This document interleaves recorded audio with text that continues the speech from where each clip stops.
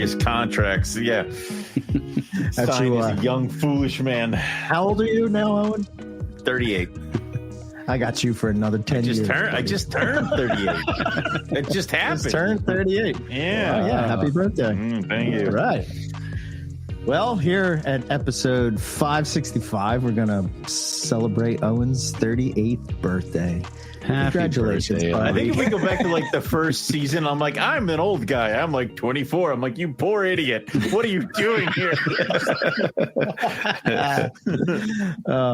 Excellent.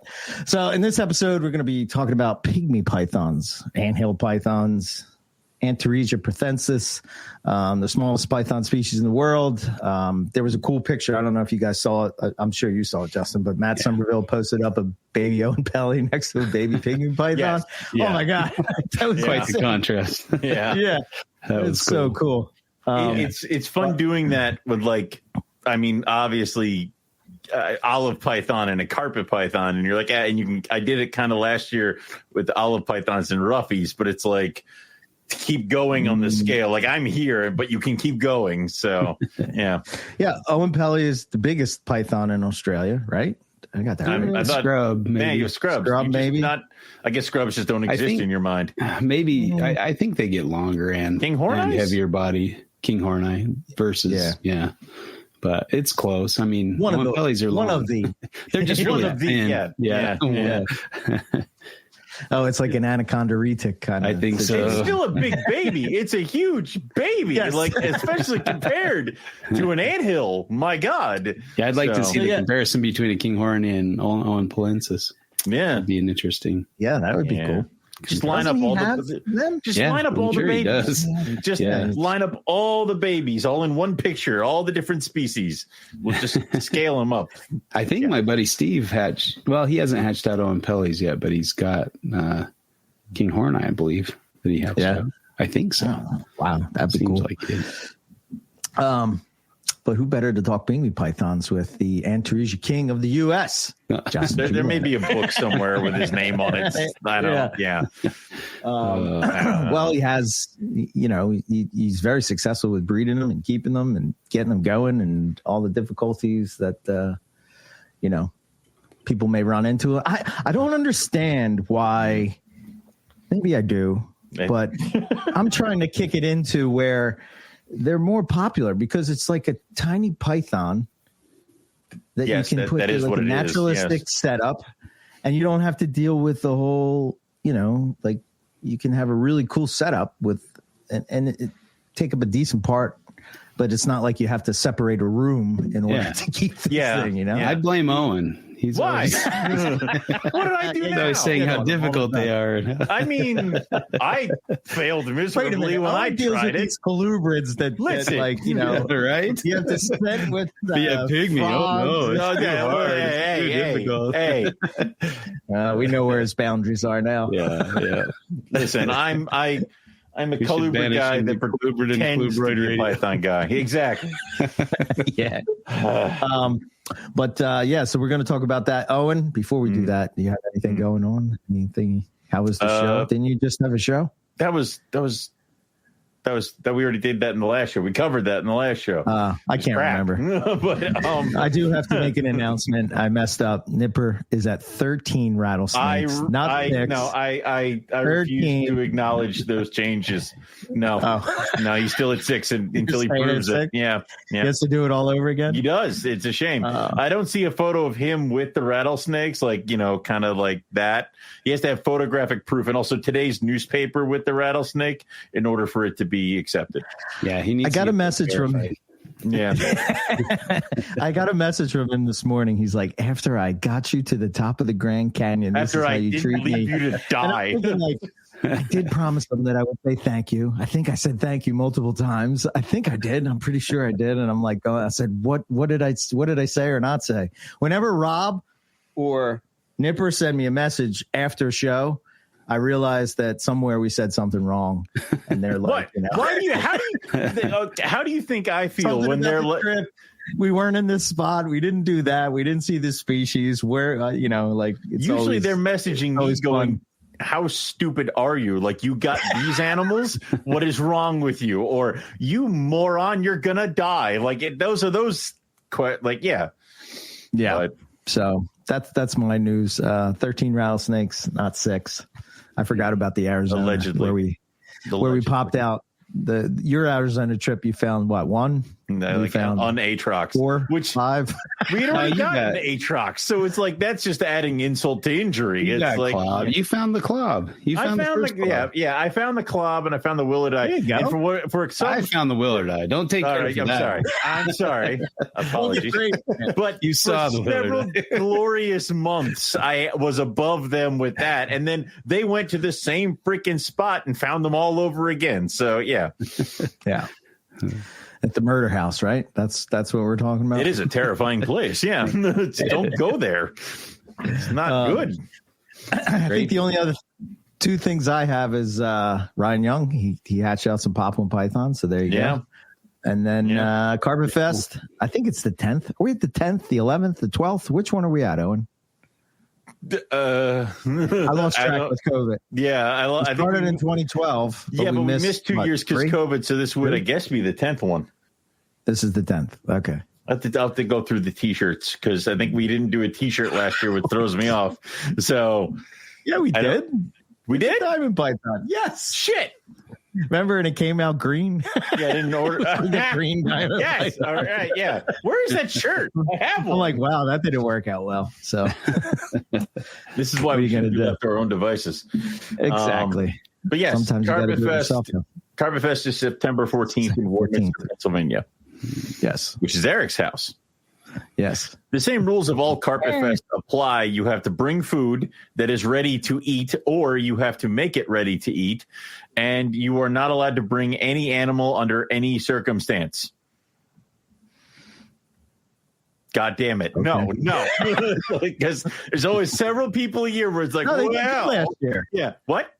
Did anybody bring animals last year? Nobody did. You gave permission to several people. It's like, that's different. That's different. Like, here I am trying to toe the line, and you're digging a hole over here. Like, it's that's different though. Okay. Yeah, I mean, it's fine. Like they're going to be here anyway. Shut up. All right. Like, it's now become the whole things of you must adhere to the rules unless Eric says different. So it's kind of my house. I understand. No, I don't want anybody's snakes. Just if you're bringing a snake as I don't even want a snake. An offering, I guess. Bring me a book. Yeah. Books don't eat. No. So, but that's what we got there. And as far as me with news, I'm waiting for one clutch of carpet pythons to hatch. And hypo tigers? Yes. Nice. Yep. Waiting for those. To see them. And then I have probably a clutch of blonde Madagascar hognose on the way. So don't get bit. I cannot promise anything. I mean, come on now. So that, and then I'm gonna give the Boyega their first shot at eating. Yeah, how they doing? They're doing great. They're settling in awesome. Yeah, I mean, they're very much one of those snakes you set up and you're like, that's fun to look at. Don't touch it. Like it's very pretty over there. So. Yeah, I think if I were to keep any of them, it would probably be the night tigers, just because they look like a Woma python. Yeah, but I have Woma pythons, so why keep a night tiger? But you can't get them because they're Guam, right. Well, and that too. And they're introduced and all that other fun stuff. Yeah, I like that. I would have wanted to go for the black and yellow ones. The Boyegas, name is escaping me. Yes, thank you. But I went with the but I have the dog tooths, which they're cool in their own right. So I like it. My dad had Melendorfi. They were cool. He had a big Papa Burke had everything. Yeah, that's probably why I like them, because they were like jungle carpets. Yeah. I think, though, if you made a jungle carpet look like a Melendorfi where it was more black and less yellow, that would be pretty badass. I mean, jungle people around the world need to flip it. You've taken yellow and black to as far as you can take it. Now make it black and yellow without using spray paint. Right. Yeah. That's part of it. Yeah. You have to put in those disclaimers. Yeah. Yeah. Unfortunately. Oh, but yeah, it would be nice to see different alterations of certain patterns and stuff like that. Now that we've got color in certain things, start mucking with pattern. The highlighters kind of had that, where they had that really rich black and let me ask you guys, you've been around for a while. Don't you think that the jungles kind of all look the same? But I kind of remember back in the early days where there was so much variety, tipped, not tipped, yellow, gold, cream, I don't know. It just seems like it's kind of like they kind of all look the same. Yeah. I mean, I think it just, people are producing jungles less. I don't know. Maybe it seems. I think it's that. Yeah. I think what it used to be is you had certain breeders that had certain looks and certain lines, and you had fans of those lines, looks, and stuff like that buy from those breeders. Yeah. Mm-hmm. And if that's what you were looking for, you bought from those people. And then after a certain amount of time, you had a pair of jungles and you lost a male or you lost a female or you moved them along, and somebody else who didn't really care too much just wanted black, yellow jungle, go with black, yellow jungle, kind of just kept doing that. And then you eventually got to the point where it's a lot of the different lines are now all mixed in together. So you're just getting black and yellow jungles, and it's going to they look amazing. I'm not shitting on them by any stretch of the means. I just remember a little more variety, I think. I think people question their purity in some instances, so those lines kind of went away because people are like, well, that's not a real line. It's got diamond in it. And so then it goes away, and then you're like, oh, those were cool looking. And then it turns out they were probably pure. People are just making stuff up. But then how many jungle carpets got mixed into jungle jag projects? Yeah. Where everything kind of just got towed under that way. Always screw stuff up. Zebras. I mean, everybody stopped refining different jungle lines because everybody just wanted to take their best looking jungle to a zebra. Yeah. I've seen that in zebras more than I've seen it in jungles, where you have more black than yellow. More refinement. Yeah. There's like a couple of people, pops out just randomly in a clutch or whatever, and then people kind of run with it. But it's like they got more black than yellow, kind of. I had a really zebra a couple of years ago. Really cool and weird, kind of pinstripey yellow on it. It's neat looking. Yeah. Did you sell it or did you keep it? I kept it. Good. Yeah. Good. Nice.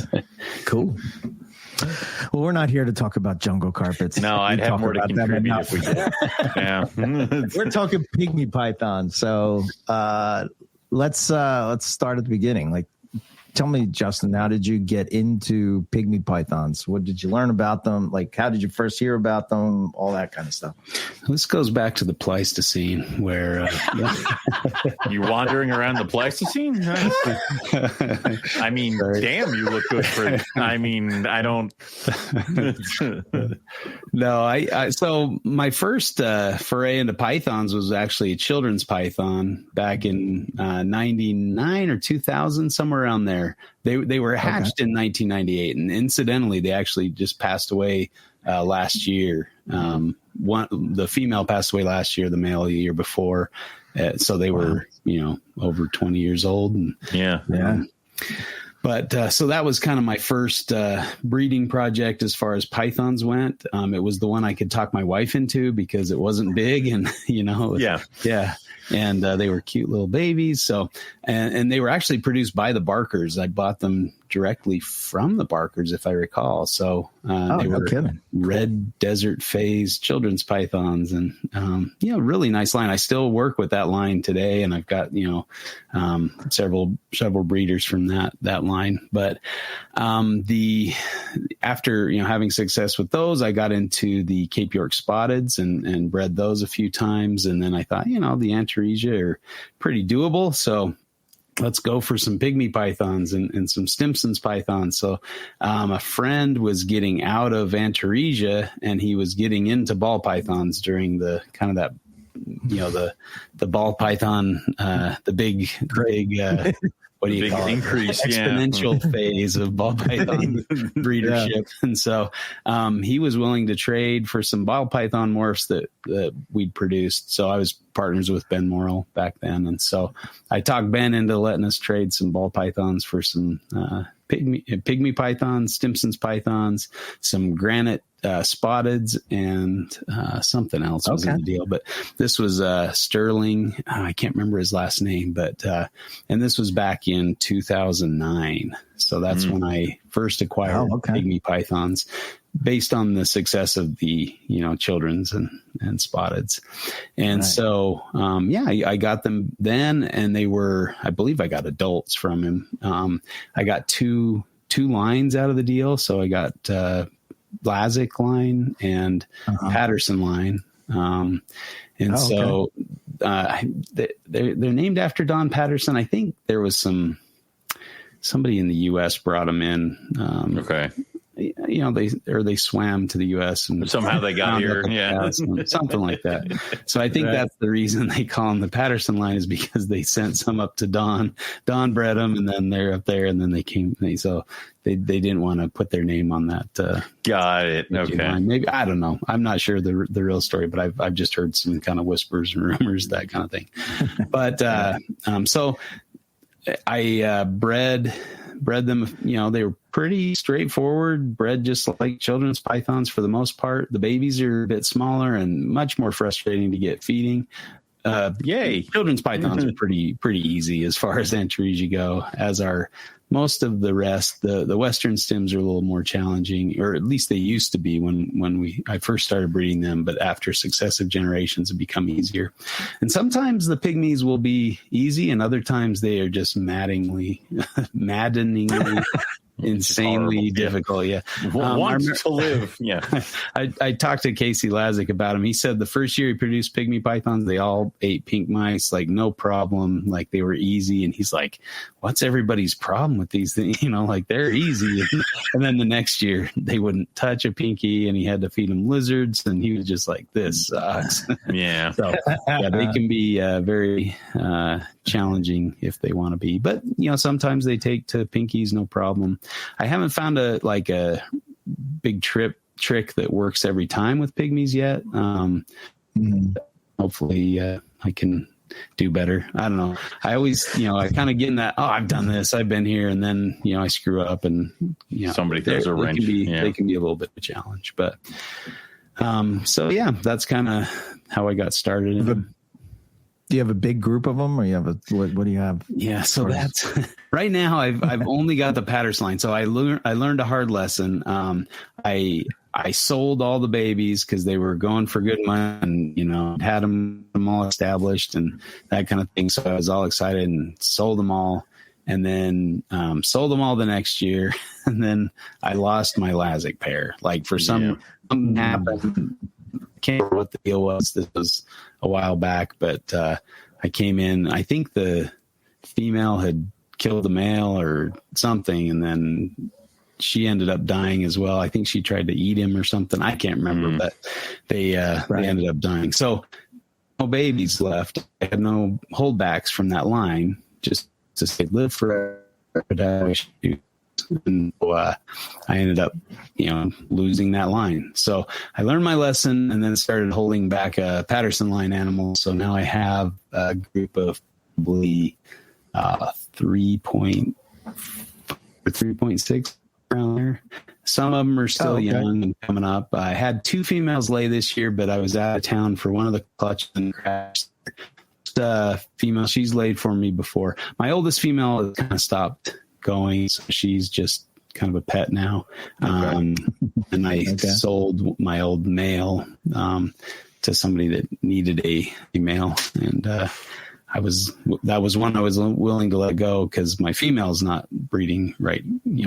So so hopefully he'll have luck with that male. But then the rest, I've gotten a few from different sources. I actually just brought in one from Lucas yesterday, which is actually a Lazic Patterson line cross. So Oh, cool. I'll be able to hopefully get some eggs out of that female. She's a little on the small side. I don't know if she'll go this coming season, but we'll try to beef her up and give her a try. But obviously they can breed at fairly small sizes, but right.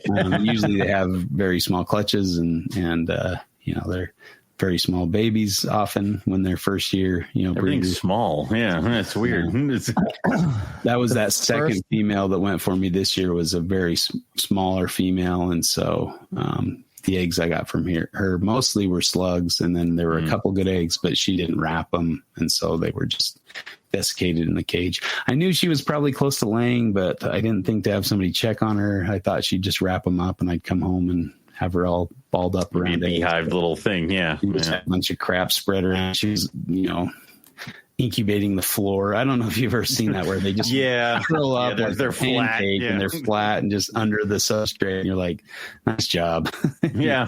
I don't think that's going to work. That happened this year with my tiger carpet because I'm like, you have a perfect, nice nest box, and this is a proven female tiger. And every year she lays in the nest box. This year she kept going back under the paper. I'm like, will you just do what we've always done? And she laid them under the paper and she laid flat on top of them because she spread them out too wide. So she wasn't trying to like bunch them up. She was just laying on top of them. And I'm like, get out of here. And just frustrating. Move you. And I don't know if I just had eggs hatch from a Stimson's python female and she was not wrapped around them. I found, I came back from the Australia trip and she was curled up next to her clutch and the clutch was kind of rough looking and it looked like it had desiccated a bit and I was not expecting it to hatch, but they all hatched. They made it. Well, most of them. I think I had 2 that died in the egg, but they're cool looking. So I wonder if she was on them and off. Don't know. We're not allowed to talk about stimmies because no, they're really cool. Owen. No, she brought home a bird yesterday. She's not getting Stimson pythons. Okay, no. Stimmies are easy. They take up very little room. I'm not hearing that. Yeah, man. That's not no. You could fit like 20 Stimson's pythons in your retic spot. Oh yeah, I can have a whole ecosystem in there. Like it's a big cage, dude. Like you could have an army of stimmies in that. So I've got a fairly good sized group, but I'm looking to get some of the Lazic line to kind of breed those up here as well. If I can get some, I think Casey produced some actually. So I asked him to put me on his list. Go to the source, man. Yeah, exactly. Yeah, I think he had to go back and find somebody that was breeding his line, but he did what you did, and then you got to go. Yeah, exactly. Sucks. So that sucks when it's actually your line, though. Yeah. I haven't crossed that bridge yet, but wow. Well, I guess he's been doing it so long that's bound to happen, and when you're doing it as long, Yeah. Well, he kind of stopped working with Australian stuff and moved on to ball pythons. In that exponential phase. He does colubrids too, right? Yeah. He's got a really nice collection of like locality, West Texas stuff. Cool. He's got some cool stuff. One of the things that stood out to me, I put it in a note so Owen could see it, but like at the bottom of it, there was like all these different localities and they're just so variable. Right. Is that the same with what we see in captivity or no? Did it kind of have the same look? And then we'll talk about your experiences with them in the wild. Yeah. I mean, kind of there's probably a bit of a bottleneck on, the looks that you get. There's maybe a little bit of variability, but for the most part, they look very similar. This one that I got in from Lucas looks, pretty similar to the breeders I have. There's some kind of more fine details that you can, almost only see in hand. There's these really kind of a coppery sheen to some of them that's really cool looking. And it's almost like an orangey red color that comes out in the sunlight. It's hard to describe, but it looks really cool. And so that's kind of what I've, I kind of want to refine or bring out a little bit, but that's a cool pattern variation, I guess you want to call that. But I think that pops up in the different lines. I don't think it's specific to one line or another. But why is Hosier in my show notes? What did you do? What's going on here? Don't say that name too much. Why is that in the show notes? Yeah. Where did I put that? That's I guess he wrote that one article you put in here from the Victoria Herpetological Society. Is that the one where he rams over the termite mound with his truck? I believe so. I'm just need to get one inside. I'm a quick skim it. Yeah. Oh, well, that was practice. That is. It's one of the things that I had on the thing to talk about. Maybe we can just switch there and then go back to the variability. But Rob had mentioned it on this last trip when we were talking about the California trip, and he was up. We had to climb up this mountain. He climbed up to scope out the very tippy top of it. Mm-hmm. And he said that there was a herper up there. Well, he was assuming it was a herper, and they just flipped all the rocks, but they didn't put anything back. Oh, so it was, yeah. One of the things that I saw regarding that paper that you're talking about is that in Australia, they'll smash the termite mounds to sort of get to females, and what an effect that has on the ecosystem. And I never thought about it in terms of termites and all the lizards and monitors that would eat those termites, and then the snakes that are eating the lizards and the monitors, and it just I'm sure the termites are pretty devastated that it happened. Yeah. Well, yeah, but them first. Yeah. I'm just saying, if you're going to herp, you should make sure that herp better, right? Yeah, herp better. Put it back, man. Come on. Yeah. No, that's definitely an issue if you're out. That was really apparent to me when we went and looked for the wheat belt stimmies out in Western Australia, and the spot where they're found, or one of the big spots where they're found, all the cap rocks were flipped over, and it looked like scars, where they'd been flipped because different color underneath them or whatever. And it's you just walk into this going, what is wrong with people? If they profess to care about these animals or their interest in these animals, yet they're going to just destroy their habitat, that they need to survive. And it just boggles the mind why a herper would not replace a rock, or why using crowbars or something to break off the cap rock so they can get underneath. And those kind of people are just money grubbing flippers, as far as I'm concerned. If you're going to destroy habitat to collect just to sell an animal, you're a dirtbag. In my book. That's going too far. That's like dragnet. That's like dragnet fishing versus fishing. And it's I don't know. And nowadays, there's no need for that. I don't think. It seems like you can pretty much get most of the stuff you need, from captive bred sources. Oh, but God. Yeah. I don't know. Yeah. And if you're out herping, you're supposed to be enjoying you want to do it again and again. Right. Yeah. Nature. Yeah. You devastate the land and it doesn't want to come back. You'll never be able to find it. I have a great spot to go herping. Well, it was until I destroyed it. Yeah. So it's wait. Yeah, that's how this spot was in California. Rob was pretty taken back by just confused of why you would, scale go to this this length to find something and then just decimate it. Be totally careless about the environment. But I don't know. But I don't know. There's variability that I see in the species. From what I see, it kind of looks like, I got the feeling it was kind of like what we see in rattlesnakes in the West, where it's kind of like where they're from. They kind of blend into their backgrounds. And what's your experience been with them in the wild? So, we saw some variability in color and pattern and things like that. The ones that I found on the first trip to Western Australia, we found 6 of them, but it was within, a few miles of each other. So, we were not sampling far and wide on, in their habitat. And for some reason, that's been my experience. And on the second trip, we only found one, and it was, close to that area, maybe a little further south and west from where we saw the majority of these. So we saw them kind of, in the north of Western Australia, kind of. I was trying to find my notes where I wrote down, the GPS coordinates of where we found everything. And for some reason, I thought I knew where it was, and I cannot find it. But So, you'll get like almost patternless individuals, like the one just below that, kind of in the middle.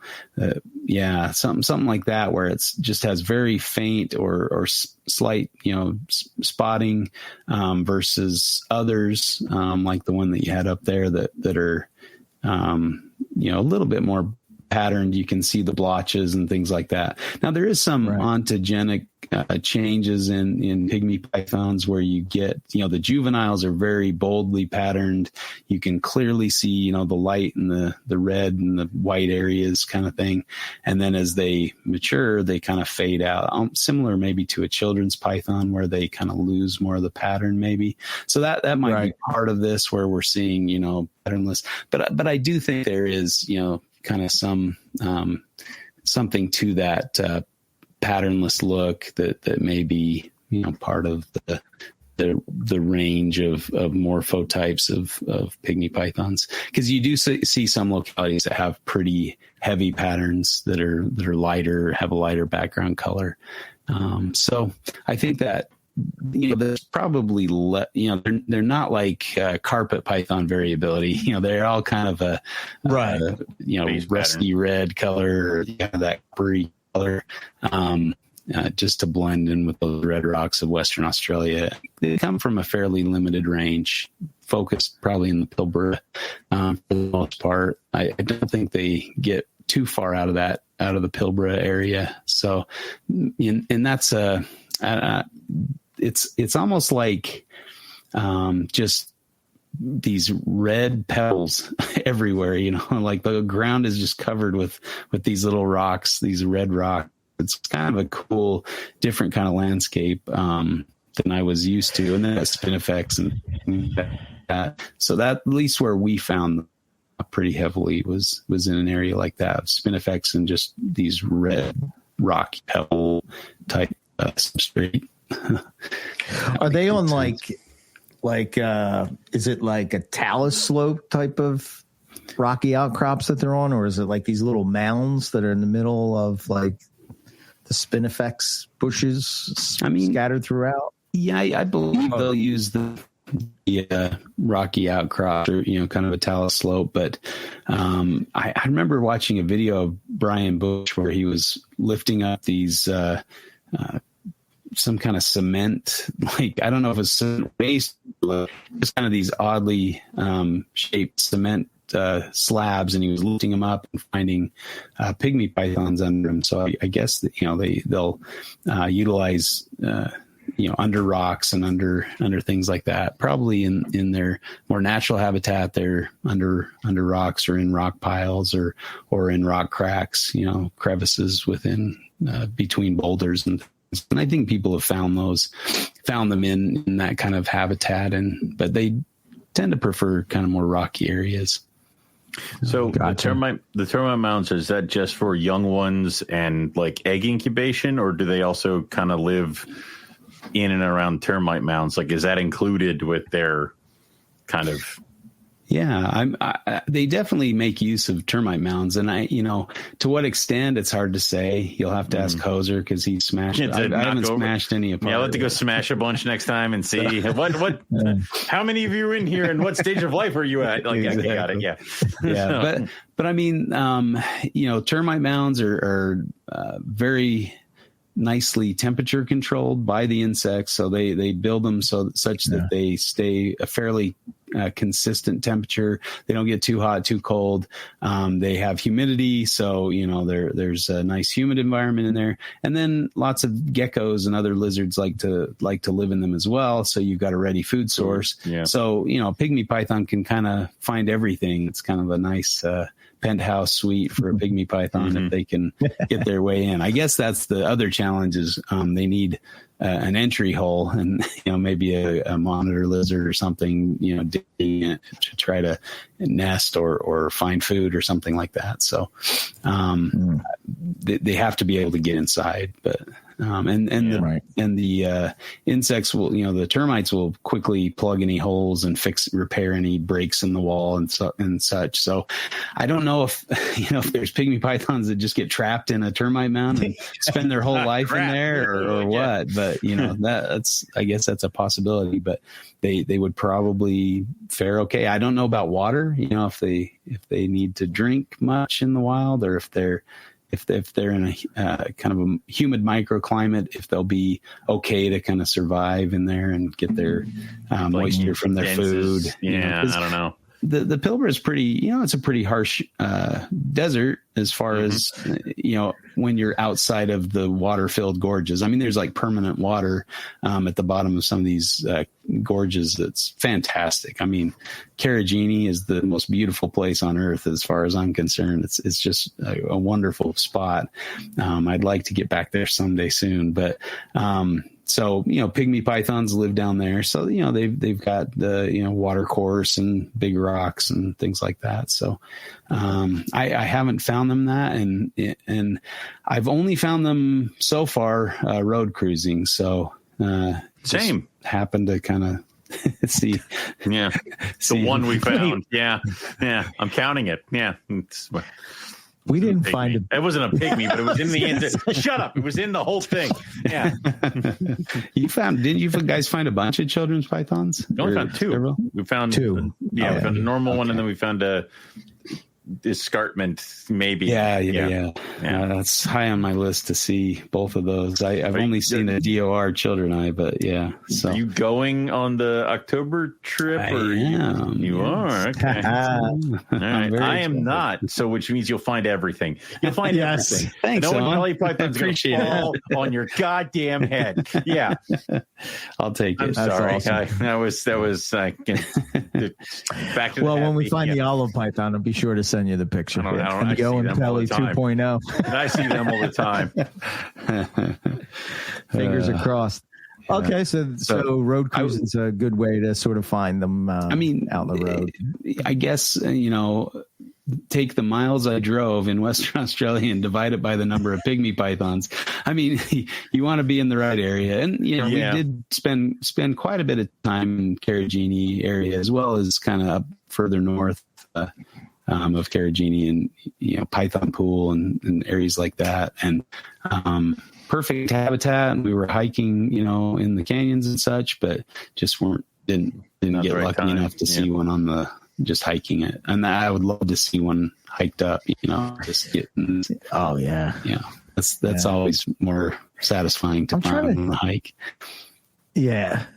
I guess the Owen Pelly was the only one we found hiking, right, Owen? Blackhead we found road cruising, children's water python too. And the slaty gray.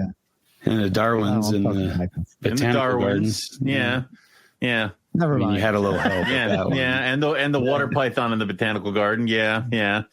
So we found a bunch of night tigers walking around, and cane toads walking around, and I think for me with road cruising in Australia, not that I don't like it, I do, but I don't know. You see so many dead things.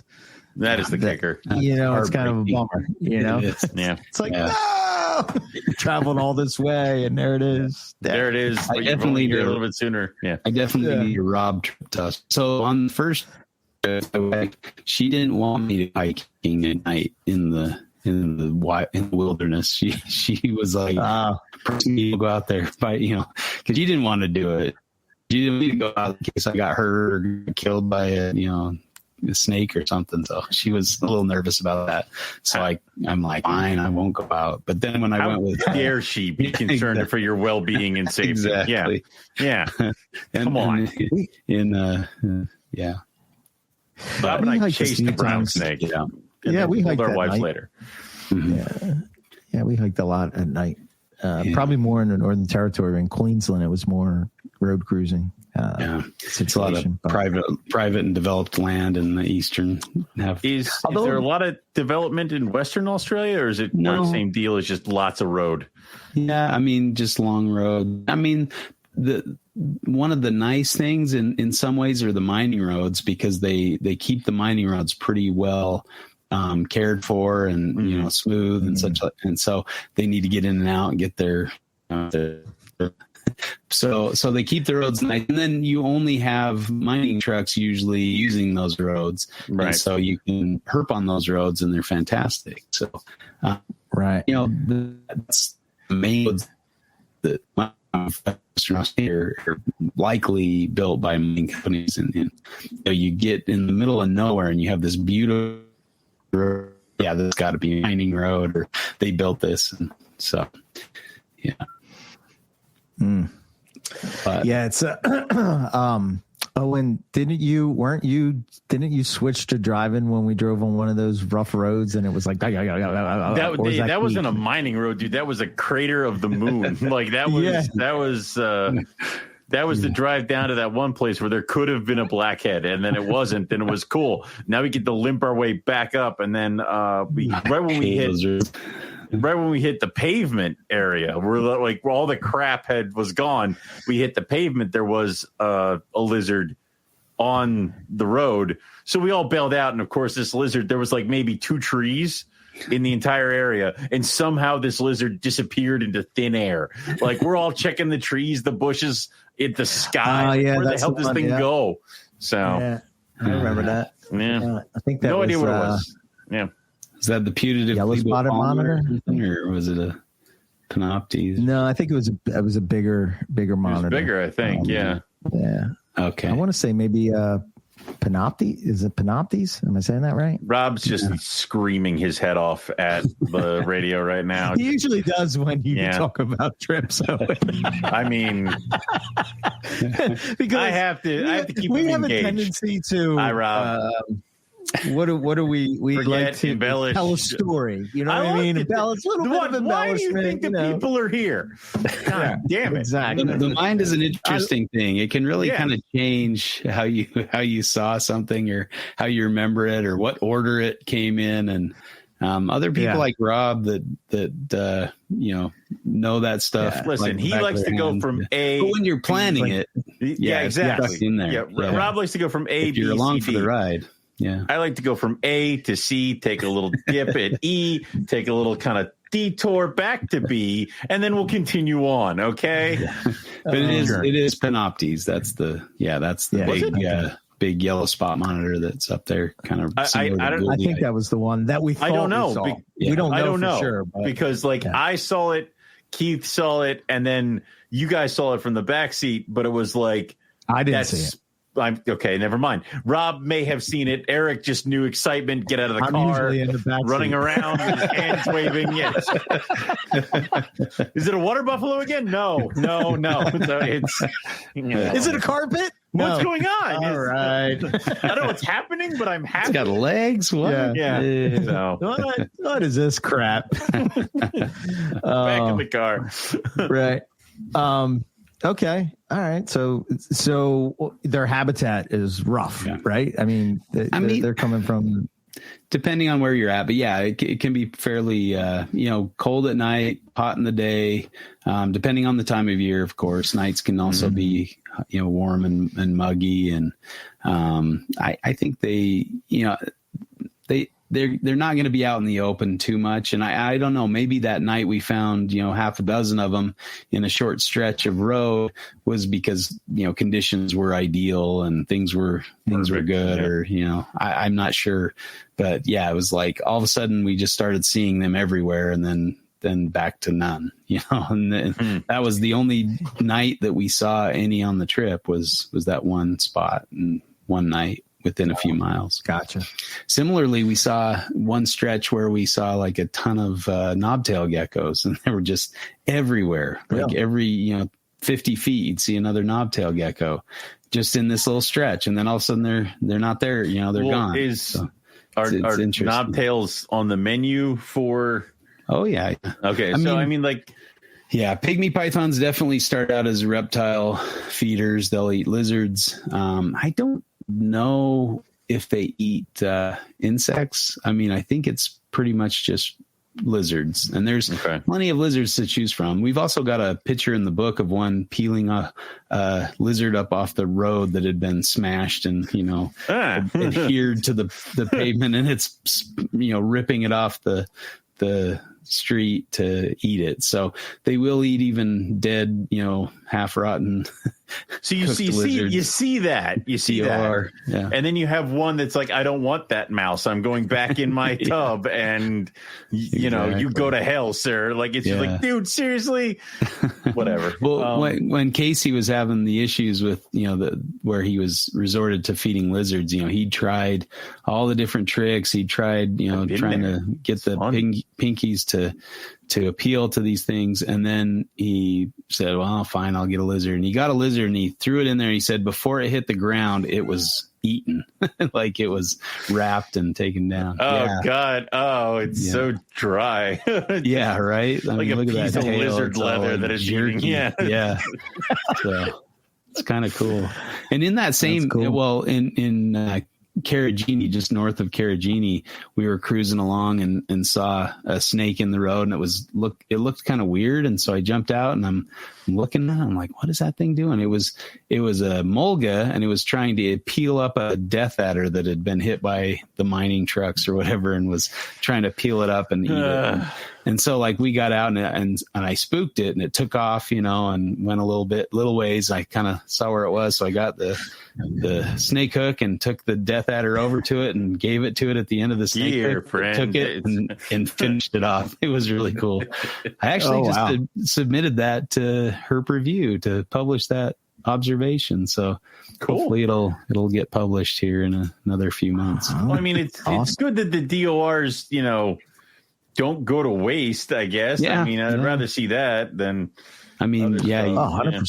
You always see the winged cleanup crew in the morning, from all the stuff that's gotten hit. And the only things that stick around are probably like shinglebacks, where, you can see shinglebacks that are probably a couple of years old that just don't, they have, it's piled up. Those things don't rot away very quickly or easily.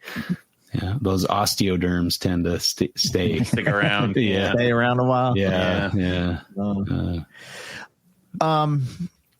Let's okay, so we're talked about seeing them in the wild and their environment and all that. It's hot day, night. What is that? How do you keep them? And I guess I would look at it as, if you were to have somebody that wanted to keep them more naturalistic, let's say, how would you set that up to? What you set up the tank is like the harshest possible conditions, survival of the fittest, 12 of them in there, and you just 120 degrees. Yeah. Good luck, everyone. The Thunderdome. Yeah. It's just, I mean, they can handle that.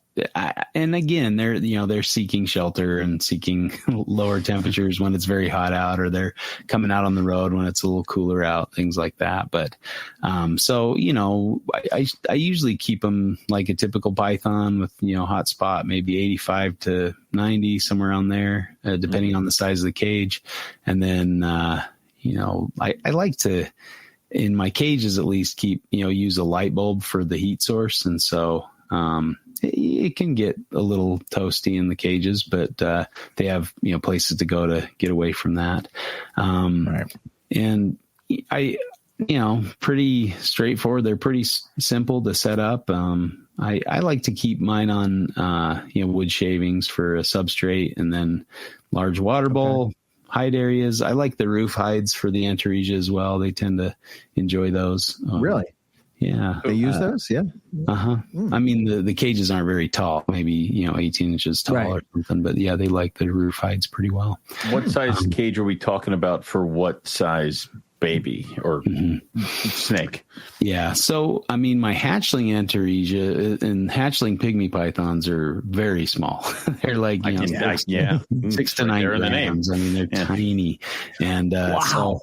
I got this idea from Nick and Ryan, where they use these Cambro food pans, and And so they have the same footprint, like you can fit 3 or 2 or 1 in the same footprint, right? So you can have 3 smaller ones, 2 medium size, or 1 large, and then they just vary by height. And, so you've got like a full pan, and then you've got third pans, and then you can also have 9th pans, which are, a third of the size of the third pan. And those are pretty small. I think they're maybe 6 inches by 4 inches or something like that. And so I use that size for the the hatchlings. So I've got a rack that's probably, 4 foot by 2 foot by, 6 inches deep, that holds like 40 animals. You can fit quite a few in that area, and that's usually good for them for a year, or more, depending on how quickly they're growing. But I can usually get away with keeping them in there for a year and a half or so before I have to move them up to the next size. And so, they're pretty straightforward that way. And I've also printed off some, using a 3D printer, I print off these shelves that there's these little not grooves, but the pans are shaped such that it has like a little curvature. And so you can fit a shelf that just kind of wedges in on top of these little almost like a rock outcropping. Yeah, well, it gives them almost double the surface area. So they have the bottom, and then they have the shelf, and then I have a little hole in the middle where I can put a little water bowl, and so the water bowl is kind of suspended and hanging on the shelf. Yeah, it's I guess I think either Nick or Ryan came up with this, or somebody they got it from. I don't know, but it works really well for baby Antaresia. And then very small ventilation holes. I found out pretty early that these Antaresia can fit through pretty small ventilation holes, especially Pygmy python. So got like a Bic lighter and a sewing needle, and you're like, here we go. Exactly. So, you want to be careful to not have too large of ventilation for these guys. But I would even imagine you have to be careful with the gap, like some racks. Have a gap. You probably have to be. I mean, ventilation for the eggs in the egg box. I mean, if the hole's too big, it'll be like, I'm out, and I'm out again. Crap. So I used to use wedges when I had like tiny Antaresia.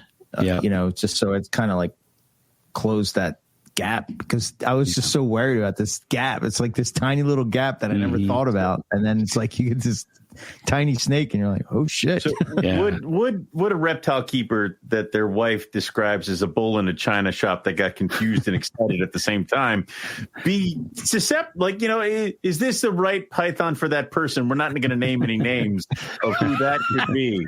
Well, I mean, if they're used to working with small colubrids, that hatch out tiny. I think colubrids are very similar in a lot of ways to Pygmy pythons, because you got like your gray bands or your milk snakes and things like that, and they come out probably wanting to eat lizards as well, and they're very small and probably a similar size to the Pygmy python babies. So whatever skills that you have trying to get these feeding, corn snakes are probably not much, they're probably about the same size as a Pygmy python as well. So they're not any more difficult than those. I bred a few species of king snake. I bred some milk snakes, Pueblan milk snakes, and Querétaro king snakes, and they were very similar. You had to trick them into eating a pinky because they wanted to eat lizards, and so very, very similar in a lot of ways. And they were small and wriggly, and the Pygmy pythons at least aren't wiggling around like a colubrid, so they're a little easier from that standpoint. I dislike these shows where I have a set basis of I won't do this because, and then we talk it out, and then we immediately get like, oh, well, that's stupid, Owen. Like, damn it, I won't do it. It's a frog feeder. So is half your other shit. Damn it. Like, it's like, so, yeah. I mean, there's definitely ways to make it work, but they are very similar to a lot of the smaller colubrid species. So, I think we're gonna dispel all those issues today, because I think this is one of the things that that at least this is what I hear from people. Like a lot of times people will, they're looking for a snake or whatever. And I try to turn them on to Antaresia because I just think of the size, right? And I think of in terms of what they're trying to do, basically have like this naturalistic setup that they can look at and, see the snake and all that kind of stuff. And it's like, okay, well, you're not going to get, obviously they go to big snakes like, I want a scrub python or even a carpet python, I mean, you're looking at a big cage, as an adult and a big snake. Whereas like, I don't know. I just think that like, maybe it's the morph thing, but they have a lot of morphs in Australia. Are they super popular in Australia?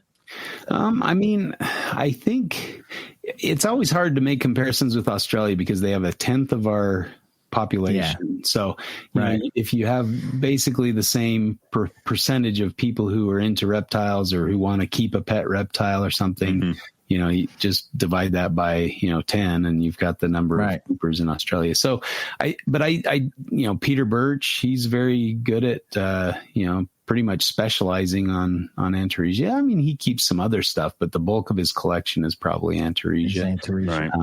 At least last time I saw it, there was much good Antaresia there. What a collection. So, but I think over there they're kind of seen as the starter python in a lot of ways, and they also have the licensing, the system, like the levels and tiers, and I think a lot of the base tiers have those Antaresia python species. And they also have the cage requirements, so it's like they have to be in this kind of a thing where that might be easier to procure than some of the larger enclosures for other species. Exactly. So this would be my thought, right? If you're going to get a whatever species, we're talking pygmy pythons here, but whatever species of Antaresia, usually once they're going, they'll like eat. Oh yeah, no, so it's like let Justin do the heavy lifting and then buy it when he's done with it. Yes. And then you have success. Got it. And I never sell one that's not eating. I mean, I always get them feeding, and it can be a headache, but once they start, it's like, okay, it's done. The work is done, and now they're good to go. There's that moment when they're all eating, and you're like, it took me 10 minutes to feed, as opposed to the 4 hours that it's been taking me the last several months. Like, exactly. So, and I will say, I've had less stress trying to get Antaresia to feed than I have getting blackheads to feed. That's a different animal. It's a different messed up animal. Okay, but those apparently they're damaged. Like it's kind of funny with the pygmies because a lot of times I need to assist feed kind of at least at first to kind of get them used to eating rodents and stuff. But it's almost like they depend on that. So like it's like the baby bird that goes up to the bug and opens its mouth and just sits there and waits for the bug to be put in its mouth. So like, you'll put something in their cage and they won't touch it. But then if you just kind of put it towards their mouth, time to eat, and they'll eat it just fine. They don't really try to spit it out once they get going. And so, that transition between, putting a mouse leg or something in their mouth and having them swallow it the rest of the way versus putting a pinky in the cage, and I think there's, different tricks you can potentially use to get them started. I think, keeping them warmer may kind of kickstart their need to feed and make them, grab onto whatever is moving and whatever's present. But you also have that kind of fine line between overstimulation of their, if they can degrade really quick, if you're not on top of it. And usually if you start assist feeding, you need to at least assist feed at least once a week, if not twice a week, just to keep them going. Maintained. Because, once that digestive, whatever, that system kicks in, you need to keep on top of it. So if you miss a couple weeks, you're probably going to have a dead pygmy on your hands. It's kind of a weird thing because before they start feeding, they can go for, several months without eating. But then as soon as you start assist feeding, you need to stay on top of it. I don't know what that is, but if you remember the old yogurt trick where they were giving carpets yogurt to try to stimulate that feed response or whatever, I tried that with some Antaresia in it, and they died. Like it didn't do very well with I never liked that because it's like I'm going to interject mammalian milk product kind of a thing. Yeah. Plus I understand the thinking behind it is the probiotics and stuff, but I put a probiotic on a piece of meat and just like, I don't like that whole thing. But there are people like, oh no, you used the wrong yogurt. You need the thickest of Greek yogurt that you could get possibly at the store. And I remember going through the store when I had, I think, my first carpet clutch, being like, I don't know, do I need this? And I think I ended up going with I think I sent it with chicken stock or chicken stock. Oh, chicken stock. Tuna juice. We did that. And then I got the dreaded pinky pump, and then I quit that bullshit. And then it was the whatever you want to eat, I'll figure it out. Just do it yourself. So I did find one trick that works pretty well, and I actually learned about this from a friend that got a protocol from a facility, a venom production facility that was feeding coral snakes, because they're notoriously difficult to get feeding on. I mean, a lot of them specialize on blind snakes or something like that. So very difficult to procure enough blind snakes to feed your captive coral snake. So they were feeding a baby food based diet. So turkey baby food. I'd like that better. I like that better, to be honest. So, I got a parrot syringed, feeder type thing, and it has a flexible gavage needle on it, and you can just put that down the pygmy python, throw it a bit, and then give them 0.1 cc of a syringe of baby food, and they're good to go. So you keep on top of that, and that'll limp them along until they can take a pinky mouse. That is literally what Melissa is feeding the small bird she brought home from the wild yesterday. Okay. So, there you go. You're already set up. Yeah. You're already ready. Yeah. It's so good. It's so good. So I've got it down to a science where I can feed, 10 to 15 pretty quickly using that method. I just actually leave the syringe on the table and then use my two hands to kind of manipulate the flexible needle into the mouth, and then I'll go and kind of hold them there and then push depress the plunger. But so it takes a little bit of practice, but it's not too bad. Although when they spit it out, it kind of makes a goopy mess. The mouse legs are a little easier. They just take more time to butcher the mice, basically, because you got to clean the joint. You're cutting off the knee, and you got to kind of clean that off so there's no bone fragments sticking out, things like that. I forget what I was doing it with, but I had a bunch. I think it might have been carpets, but I had a bunch that were on mouse tails and stuff like that, to the point where I was thawing out mice for my king snakes, stuff like that, and I would just cut the tails off. Yeah. And either if I was feeding that day, I'd do that, or I just put them back in the freezer, and I had a bag of mouse tails, and my other snakes were just eating these miceless tails for a while, and or tailless mice. Yeah, and it eventually gets to that point, but it's you find what kind of works, because there's always in a bag of chicks a wing that fell off, or a foot that fell off, and you can take that and use it later. So and that's kind of what I do when I just euthanize a bunch of mice that were I was going to feed off to other stuff, and then I kind of make I do both tails and drumsticks.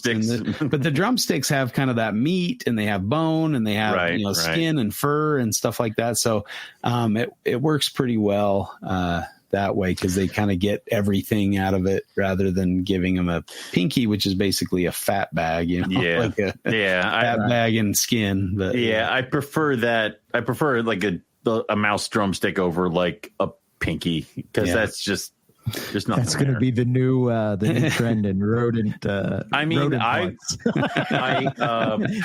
get an 8-piece. I mean, I have a bunch of an 8-piece drumstick and a tail bucket. Exactly, that would be perfect, because I have a bunch of rhinos and stuff like that I want to get them onto fuzzies as fast as I can because that's where there's actual like growth. But they start off so small. It's like, well, we're just going to keep like flicking pinkies at you until you get big enough. So yeah. Are pinkies too big, or it's just the fact that they're just fatty? I mean, it's kind of both. I mean, they do fine once they start eating pinkies. Okay. It's not like it's too terrible, but I mean, you will see kind of that, more black tar, feces rather than a normal fecal pellet that you get with the hair and the bones and stuff. So I think as far as that goes, I prefer the drumstick to a pinky, but the ease of a pinky, just throwing a pinky in there and you're good, rather than having to butcher a bunch of mice and get the drumsticks and tails and stuff. Yeah. So, and the other thing I'm thinking about is like are you feeding them like after they shed? Are you starting that process? Like have they first shed? Or well after the first shed. So usually they'll shed and I'll let them kind of get hungry and I actually leave the clutches together for a couple weeks and then separate them out. Yeah, is that dangerous with Antaresia? It can be if you wait too long. I mean, I wouldn't say wait a month or two, but I mean several weeks. I haven't had any issues. Usually I'm trying to think back, like back in the day I had some hatchling Antaresia try to eat each other, and that usually ends up with two animals dying because the one that eats can't handle such a big meal, and so it is a little dangerous, but I do think most baby snakes tend to hang out for a little while in the nest, I mean, we don't know a lot about that, so it's hard to make that conclusion, but it just seems like whenever I put a clutch and a cage together, they're always balled up in the same area. You rarely see them like spread out equidistantly. They're all kind of hanging out either, and it doesn't necessarily have to be over the heat or they're just together all together. And so I don't know if they're getting something out of that, but. And then once in a while, I'll just kind of throw a pinky mouse in the cage. And if somebody eats it, then I'll separate them out, and okay, you're ready to go. And I don't know if that helps or hurts or if they were going to eat it anyway, So, but that's kind of one of the methods I use is just to kind of hang out. You want to keep an eye if you're throwing pinkies in there to make sure two don't start on the same pinky or get them all riled up and start biting each other. But I do like to separate them at least, by a few weeks after they shed. So I'm looking at that right now. I've got 4 clutches now that have hatched, and one Pygmy python clutch. So getting ready to start the process again. Here we go again. Yeah. Okay. So I'll probably start having to butcher mouse legs and yeah. I think the only thing I can think of is the African rock pythons, where they were sort of saying that the mom and the baby sort of hang out in the nest and, for a bit. And you think maybe that they hang out in a group like that, like trying to dissuade predators from coming, like I'm bigger than. Yeah, that's hard to say. I mean, if the mom's sticking around, to town, right? Yeah, right. Yeah. But I think if they made it that far to incubate the eggs, they made it through incubation that 2 months, then they're probably in a pretty secure area, and so maybe that's part of it. Is this is a secure spot, and I don't think baby pythons really go out in the open too often. They're usually under something or hidden away, or and so that's you just don't see many juvenile snakes usually, compared to larger adults and things. Yeah, I don't know. Whenever we find rattlesnakes, we find a juvenile and an adult. That's true. You will find a lot of juvenile rattlesnakes. Not every time. Okay, they pack a little bit more of a punch than the pythons do. Oh my god, the last trip. Anyway, but the thing is that I think shut up. I think with mom sticking around, I don't think she would stick around to ensure that they would not be eaten, because I'm pretty sure if like they kind of moved a little bit and somebody got snagged, she wouldn't be like, oh no, and like go chasing after. I think maybe she's just in a good spot. Plus, if it's a python and she incubated, she probably feels like absolute crap coming off those eggs and maybe wants to take a little bit of time. But I don't know. She needs to take a little bit of time, but the fact that she's protecting, she's very too close to being human. She could very easily go right over top of them and like roll over a baby or two, as she's moving away. I mean, you've got some pretty good examples of parental care in reptiles. You know, you do. And I don't know if it carries over, but I mean, there is some like nest guarding and king cobras that are similar, where they kind of make a nest and stay close. To alligator mothers that will come flying if you touch a baby. They protect them, but they, you know, they might also step on one too. Or eat it by accident. It's so there's a bunch for reasons. You know, sometimes you crush one. Exactly. But I mean, the babies kind of stick around the mother for protection. I think they would. And you know, the heron's not going to hang around if there's a giant female, you know, nearby. I think so.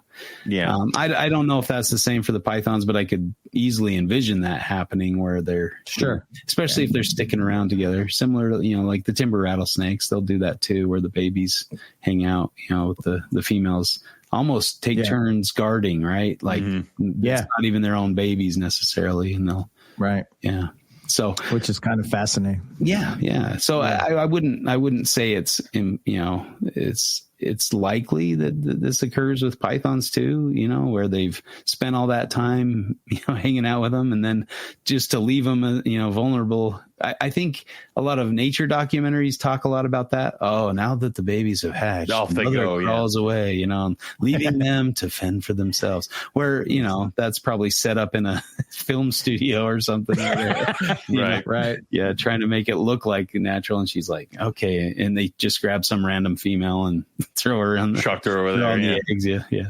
So it's hard to say.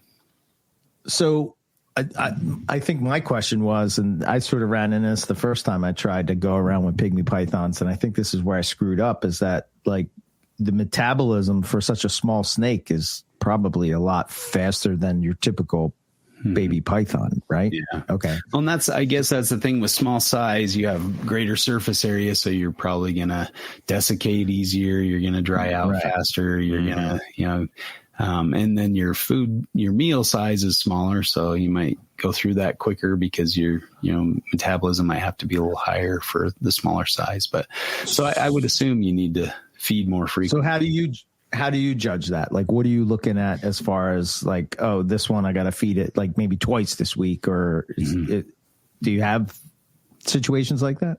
I mean, I think if you're on top of it and feeding once a week at least, you're probably fine. It's where I skip a week or something like that, and they can decline fairly quickly. And also sometimes you'll just have one that has been eating fine and looks healthy and looks normal. It just, you know, one day it's dead. So it's hard to say, you know, like, I don't know, when you've got numbers, you're going to expect that to happen. You know, it's going to happen from time to time for sure. But, they require a little bit more attention and care, and that can clash with a person who wants to go out herping more than, you know, that's what thinking damn herp trips. Yeah, goddamn herp trips. Yeah. At what point do you transition to where you feel comfortable where you don't have to feed as often? Do you change that throughout as they grow? Well, it seems like, you know, at least once they hit adult size or close to adult size, you know, their average size, they tend to be, you know, you could feed them a couple times a year and they probably, you know, 20. Yeah. Okay. I think they figured that a Stimson's python needed 20 mice a year to maintain, you know, normal function, do the things it needs to do. I think that was Gavin Bedford that figured that one out. But, so, you know, just to survive, it probably needs half that or something, you know, so they don't need a ton of food once they hit adult size. But when they're small and growing quickly, you know, once a week is probably great. You could probably do it more frequently, but I don't know that that's necessarily that great either. So that kind of balance between too much and too little. I think we've gone beyond the feeding twice a week like we used to do. Yeah. But as far as water, like so baby white lips and stuff like that, water was something that they absolutely needed. If I was going away, I had to have somebody come and check their water to make sure that they didn't dry out, because they would dry out fast. Is that something? I know that they're maybe from a little bit more of an arid climate, is that something that you don't need to be concerned too much with? Or not as much as normal parameters, like with carpets and stuff? You have water. I mean, I'll go in there and sometimes the water bowls are dried out. And if it was a white lip, that would almost be a death sentence. And so, but a pygmy python, especially if it's got a little bit of size on it, no big deal. Okay. I mean, when they're smaller, when they're younger, you probably want to keep that water bowl topped off and with fresh water and such. But I mean, I can't imagine one in the desert out in the middle of nowhere. But at the same time, I think they're utilizing micro habitats that are very humid. So I don't think they're just, they're not going out in the full sun and becoming beef jerky. There's right. I mean, there's probably one that does that, but he's not around anymore. And therefore he will not pass his genes any further. So it's that kind of a thing that gets to. Well, you just see that from us herping, right? I mean, usually we're eating lunch or dinner or whatever, the one meal a day we get with Rob. We're stopping at that gas station. We can fill up, boys. What? Yeah, exactly. Yeah. So I think, it's really hard to replicate that in our enclosures. I'm actually trying to figure that out because I read some or looked at some data and it was on womas, and they they're found in burrows like 75% of the time. And those burrows have like 90% humidity. So if they're spending most of their time at 90% humidity, and then we've got them in a sparse cage with, dry rock. Yeah, exactly. So, I think I want to try to replicate more of a burrow system when I'm keeping my womas, just to make sure that, that's more naturalistic and that they have that humid area that they can hide out in. I think most desert reptiles definitely have some sort of, they're minimizing their loss of water exposure to sun and, direct sun and things like that. So they're not just passively sitting out there. Yeah. So it's like we focus on the, that's such a slippery slope, right? I love that you said that, because I often struggle with this. It's like, okay, yes, it's in the desert, but if it's not in that environment that we're in, it's getting away from that. So do we replicate the desert, or do we replicate where it's at? It's like, or both. Or both. I mean, if you look at Gila monsters in zoos, they often have them in kind of a desert, rocky area. And what are they always doing? Sitting in a water bowl. Something, in the water bowl. In the wild, they're down deep.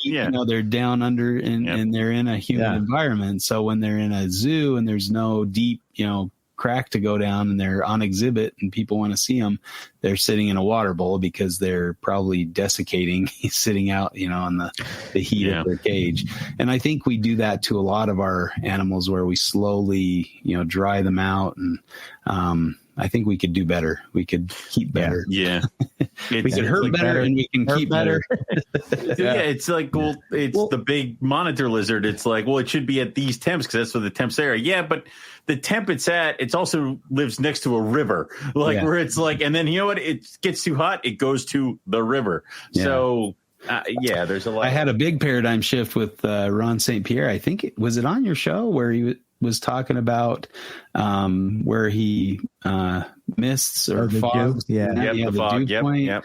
That just blew my mind, and I'm thinking, okay, that makes a lot of sense, because in the desert, in Utah, it's hot and dry, but if you sleep out overnight, you wake up in the morning and there's a layer of dew or, moisture on your sleeping bag if you're sleeping out under the stars, or on your tent if you're in a tent, So you hit the dew point at some point, and there is water. And so if these animals are in this environment, they're coming out in the morning and they're, walking through grass that has dew all over it, or crawling through a bush or something. And then maybe they're sunning to get to their proper temperature, and then they're going straight underground or into, there's very few reptiles that are adapted to be out in the heat of the day. Straight a up. lot of lizards maybe do that, but for the most part, even the lizards probably tend to find shade or go deep once it gets really hot. But, I mean, all advancements in herpetoculture for the past 13 years have happened on our show. So, I mean, that is just you should take credit for all of them. Yeah, all of it. Yeah. Oh, wow. Yeah. All right, Owen. That's bold statement. It's every single one. Yep. Yeah, that's it's sort of like I was talking to Nipper about this on the trip, right? We were talking about I came up with this because I have this normal ball python that I'm trying to make sure is superhuman, but I know you're shaking your head. I get it. It's just one. It's fine. It's fine. Anyway, I take those Chinese takeout containers and I cut a hole in the top. I put the moss in. I wet the moss. But the next step that I do is I take those black hides, like those plastic hides, and I put it over top of that. Mm-hmm. So it gets that, because I found like with those Chinese takeout containers, the top is like, not really giving that snake the security, if you will, that it's clear, nothing that can see because it's a clear top, So my thought was if you cover that and that thing there just like pops its little head out, and I thought it would be like it would have to work to get into the hole and find the hole and all that kind of stuff. So right in, I thought about flipping those over so that the clear part was the bottom. And that's a good idea. Have all the moss on the bottom. Screw you, man. I'm doing all these extra steps. You're just like, I don't know, turn it over. Like, do it this way, idiot. But it still has the hole in the top. Yeah. And it's covered. So, I like that idea. And I think that's kind of what I'm shooting for with the WOMAs, is to try to find a way to have kind of that 2 layers where they have to go into one and then go into another one and maybe even a third one, and have that bottom one be the really humid area. And then they, progressively less as they move towards the top. Right. Now, how to do that in, 18 inches or 24 inches in there? I don't know. It's like, that's the other challenge, is trying to figure out. I mean, when you put like 2, you stack them together and there's like a gap below. Yeah. I thought about something like that and just have a lid on the top one and then stack it inside another one. But I just need to find the right one that has enough, space in there for a clutch. I also thought maybe doing like a termite mound mimic, a lot of the Aussie guys do that, but then have that on top of a Rubbermaid. So they like your idea where they go into the termite mound and it may be convoluted. There's like a little mazy, get some PVC pipe or something, or some of that flexible tubing or something. So they have to wind their way down into it. And then they go into the hide box, into the hide, which is the bottom. Who was it that had like a 4-foot cage and then like a hole? No, was it? But like a hole that led to another 4-foot cage. Tubs underneath. No, it was just filled with Justin. What? Casey Lazick. I don't know, but it was just they had. Yeah. The other 4-foot cage was just filled with mulch, and there was no windows, no nothing. So they would go down and make the burrows. Oh, it was a cage. Okay. Yes. I'm thinking tub. Well, I mean, if you let me finish, but we're still talking about clear plastic lids and how you can't figure that puzzle out. But it's ouch. Yeah, I know. Hard tonight. Bold claims and bombastic behavior. Owen's on one. This is an odd episode. Look what happens when Justin's here. It's too much sweet lady DDP for you. I can't do it. Yeah. Can't handle DDP. But it was, the bottom cage was just filled with detritus, mulch, other stuff like that. And there were no windows. And that was the idea. It could come down and make a burrow. I want to say it was somebody's attempt at a bull and eye breeding. Zach used to say, Steve Christian said the same thing. Sean Christian said the same thing way back in the day when he was on. He said that if he was going to breed bull and eye, what he would do is exactly what you would say. And allow it to go down into the cage. A different cage. Yeah, basically make a burrow for it. I know Frank Reedy's did that. He got like big black trash cans and filled it with sticks and leaves and stuff like that. Yeah, and he bred Clubers like that. They could go down and weave their way to the bottom thing in there. Thing. Yeah. And he's crazy. I'm finding more and more that like putting PVC pipe, tubes, doors, and stuff like that, they'll just go like you're like, oh, maybe it won't do that. It will. It'll go right through it and does not care. Yeah. So I'm looking at combining a bunch of shit. There are gonna be tunnels all over this place. It's gonna look like a hamster maze in my goddamn room at some point. So you're gonna have like the Philadelphia Zoo with exactly the tigers and stuff. Hamster tunnels all around. Hamster tunnels everywhere. Sitting there watching TV, Python just going through. Where's it going? Don't know. McIntyre City. Exactly. But I think that's probably a consistent theme with desert reptiles, especially desert pythons. Where they're gonna seek an area of microclimate of a humid area, or they live in kind of a semi-tropical area where they get enough moisture in the environment or humidity or whatever it is, so they can be out and about. Yeah, I mean they get a moisture from prey too. So I guess the other thing was that chameleon podcast. That was the other thing that blew my mind, was thinking about how they're breathing in their liquid. They're not drinking it. They're breathing it in. And like a chameleon that's licking, drops off of leaves is probably completely dehydrated and desperate. Dying. Last attempt to live. But gaining weight overnight just by breathing your humid, the foggy air is crazy. Another mind blown. So what stumps me is, and I don't know, because I think it was the Retic Lounge you were talking about this, where you were saying that the Western Simpsons, the Pygmies, you have like solid success, because basically you live in Utah, very low humidity, et cetera, et cetera. So it's easier for you to sort of replicate say that environment, where say on the East Coast, it's easier for us to do humid type of environments, et cetera, et cetera. So, but my thought with that is like, if that snake is trying to get to the humid spot, then why is it not respond? Like the people on the East Coast may have a harder time with desert species. Why does that not play out? You know what I mean? I think they need the option of not having humidity too. I think to come out from a humid environment into a humid environment is probably, what the issue is. That's the key. Right. Yeah. I don't know. I mean, that's what I would think would be the issue is, West Coast versus East Coast, or humid versus non-humid.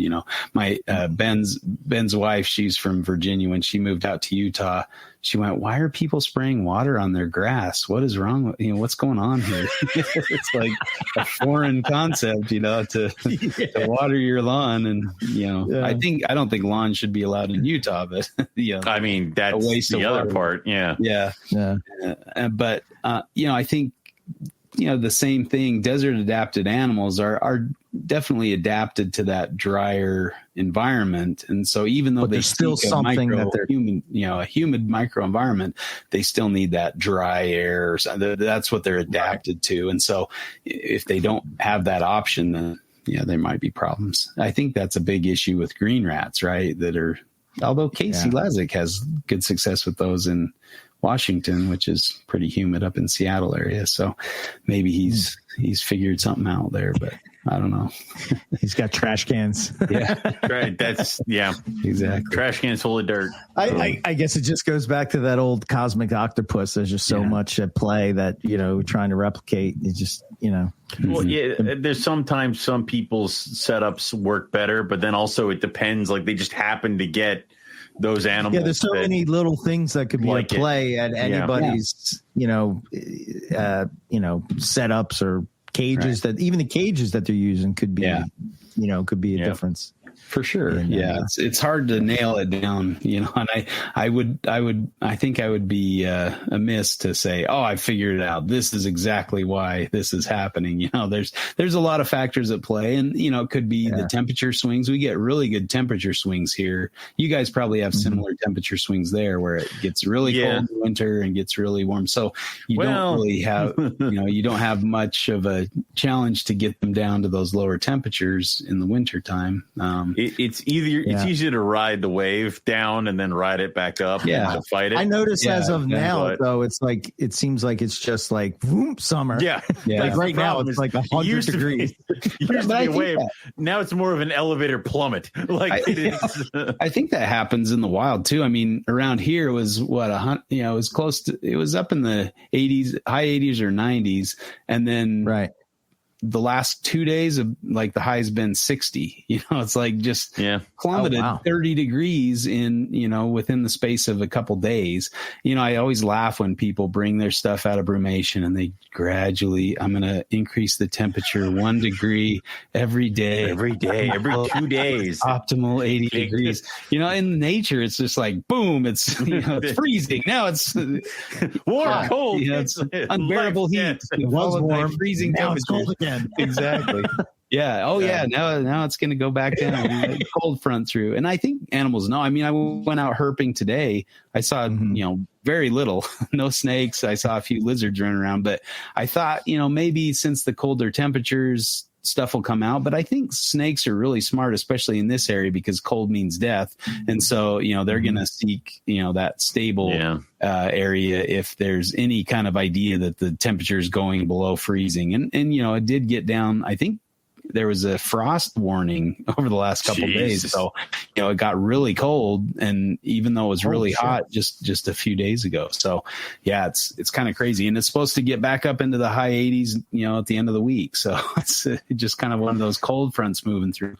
Nature is brutal. Nature changes very quickly. And, and I think that's, you talk about some of those, Keith talks a lot about this where, wild snake just seems to be more firm and tough and muscular, because all the weak ones are dead. Like it was exactly. So yes, you could gradually tick it up or you could like ramp it up, but then you know what, you're gonna find out real quick if your guy in the box is a weak one. Like it's we don't we pamper our little. We also bred so many genetic deformities into them. We've set them up to fail in most kind of situations. But I mean, just in general, moving around, having those switches, moving from having rough substrate or rock or dirt or whatever. It's a black mouse as opposed to a white mouse. I will only eat the white mice. Go to hell. Like it's. Give their wild counterparts a chance. They don't care. They don't look at color. They're non-mouse racist snakes. I have several wild caught white lips, and they're like, "This is fucking great." Like, this is. I'll take whatever you got. I'll take whatever you want. Pigeon doesn't matter. Whatever, dude. Yeah. You get third generation. I would like no, I don't want 15-gram white mouse. It wasn't like down facing northeast, and now I can't eat it. They're like, what? Yeah. Have you noticed any? Well, I guess this would be across all the interregion, but have you noticed as the generations move forward that they may be easier to get going than they were, say? Yeah, most definitely. I mean, the children's pythons take pinkies right off the bat. They're not hard. And I mean, you see that with other species. You got the Western hognoses that don't even probably know what a toad smells like anymore. And they just come out of the egg looking for rodents, and I think, nature's adaptable. And I think, especially in herpetoculture, it has to be, because whatever doesn't take a white lab mouse or a rat is going to probably phase out of herpetoculture, because nobody wants to go to the trouble to do anything besides that, so it's kind of tricky that way. And somebody might be a champion like Owen, you'll go source fish and frogs and things like that, but will your customers, are they going to get impatient and say, this is too much effort, I got to get out of this? That is, and I think you'll see this too, Justin, with this, like, you have people who are like, I want this and I want this now. Like, do you fire back with, okay, but this is what you'd have to do to keep it? Like, you have to skin a mouse leg and feed it a drumstick. They're like, oh, wait, that's what I thought you said. Like, it is. For me, it's like, I want it now. Yeah, well, it's on frog meat. So you want to wait a little bit, or do you want it now? So, But, I think if there were more opportunities or more resources or that information was out there, like where to buy that frog meat or where to buy that, and, it might depend on if you live in a big city or that kind of stuff. And with the availability of shipping just about anything these days, you could probably source it somewhere or raise your own. I started a couple colonies of geckos with the idea of I'll use these for Teresia, but I got attached to the lizards, and so now I've got that binos geckos and morning geckos and things. So I would probably have to be pretty desperate to resort to feeding a lizard, but I do see as successive generations. For example, the Western Stimsons, when I got those, I had a pair and bred them, and the babies were a headache. They were really a challenge to get feeding. But this last year, I don't think I had any holdouts really. They all took pretty readily, I think, either on the first or second or third try. There's a really nice trick with Western Stems. If you take a frozen pinky and throw it into boiling water, it kind of cooks it. And it thaws it really fast and kind of cooks it. So it's almost a different consistency. It's a little more rubbery and stuff, but they go wild for that. Unfortunately, that hasn't worked so well with the pygmy pythons, but the Western Stems love that. So if they don't take on the first, second, or third try, then I'll boil a frozen thawed pinky and throw that in there. And that usually something to add to the armory. You're like, I'll I learned that from a colubrid breeder. So that's works really well with colubrids too, apparently. And it may depend on the species, I don't know, but you could try it. It doesn't hurt, it just cooks them. So, right. This has been my favorite pastime of the last couple of years, is going to the farmer's market and being like, I wonder. And then when they like hoover it, you're like, check. We'll eat it. So there's buy stock. Get more chicken. Has a separate kitchen just for his animals. Exactly. Whole kitchen setup. I think this is kind of that movement towards, less is more, larger caging, more naturalistic keeping, things like that, where you have fewer animals. This doesn't apply to Owen because no. My God, no. No one thought that. I mean, come now. But we're talking about knocking down walls and expanding over here, baby. Exactly. So if you have fewer animals, then maybe a specialized animal is not that big of a deal. If you're just dealing with one or two or whatever. And so there's also the thing of that you don't have to breed. Yeah. So if you want to get a really nice tank set up and you want to spend the money to get like one of those, or you want to source Facebook Marketplace and get like a 50-gallon and all of that stuff and set it up and get one Antaresia to set up and have a little piece of Australia in there, do it. And then, if it's a little weird or finicky sometimes and you got to go get something, you can, or do it as a treat. Yeah.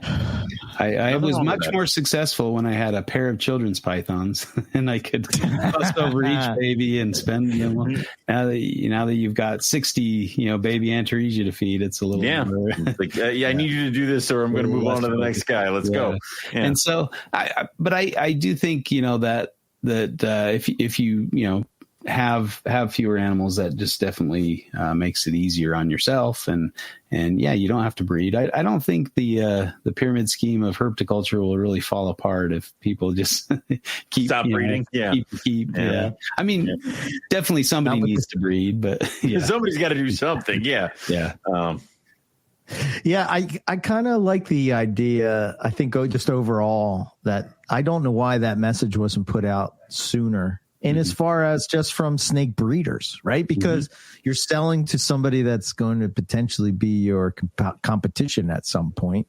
And like we all know, we've all had those situations where you've had these animals and you're sort of the one that's sort of, say, the founder of this line or whatever it would be. And then, you lose animals and then you're buying from somebody that you sold to, it's just and I guess that's a good thing that they're doing it. But like when you have all these people competing for especially when you have people that are just going after the hottest thing, I think with ball pythons that probably maybe crested geckos and the leopard geckos is just there's so many morphs that, you're sort of not having the same thing. But with the species that we kind of keep, you kind of are, you know what I mean? It's like you kind of are having, there's nothing that's going to separate, the three of us if we're all breeding Antaresia. So the idea that you're sort of getting more people that say, I don't have to breed, as opposed to when I was getting back into it, it was like, if you don't breed, you're a loser. What are you doing? Yeah. You know what I mean? So I kind of like that. It's then you sell 2 instead of 1, like I think that's kind of the idea why people push that so much. But I do think, there needs to be a balance. You do have to have some champions of species other than yourself, or else, once I call it the bus effect. If you get hit by a bus, who's going to be, the champion of that species after you're gone. And a lot of times you see people like, Bert Langewerf, passes away and then all of a sudden Australian water dragons become impossible to find, or, very difficult to find. And there's very few people. And, not that nobody's working with them, but when you have somebody who's producing so many of them, it's really hard to be second fiddle to that, because who's going to buy from you if they're buying from Langworth, and he's producing numbers, and so he can sell them for less, and they're maybe a challenging species of a pair versus if you have 12 batteries, 5 females. Maybe a better way to say that is there's a better balance between the two worlds. Responsible breeding. Yeah. There's a better balance, whereas everybody's just throwing snakes together and why aren't they selling?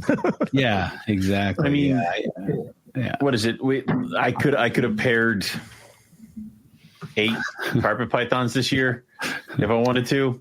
And I would not let you. I could have done 8 or 10 pairs of Western Stimson's pythons, and just. But if you still have kids from last year, why the hell would I do it? Like, why am I? It used to be that way. It used to be I would just pour more onto the fire, but it's like we don't need to do that. And I am sitting here thinking about whether or not my olive pythons are going to get the green light this year. Because I still have babies from last year, and there's no point in adding another 20 baby olive pythons. There should be some By the way, yes. Turns out that all my olive pythons are males. That is unfortunate. That is bad.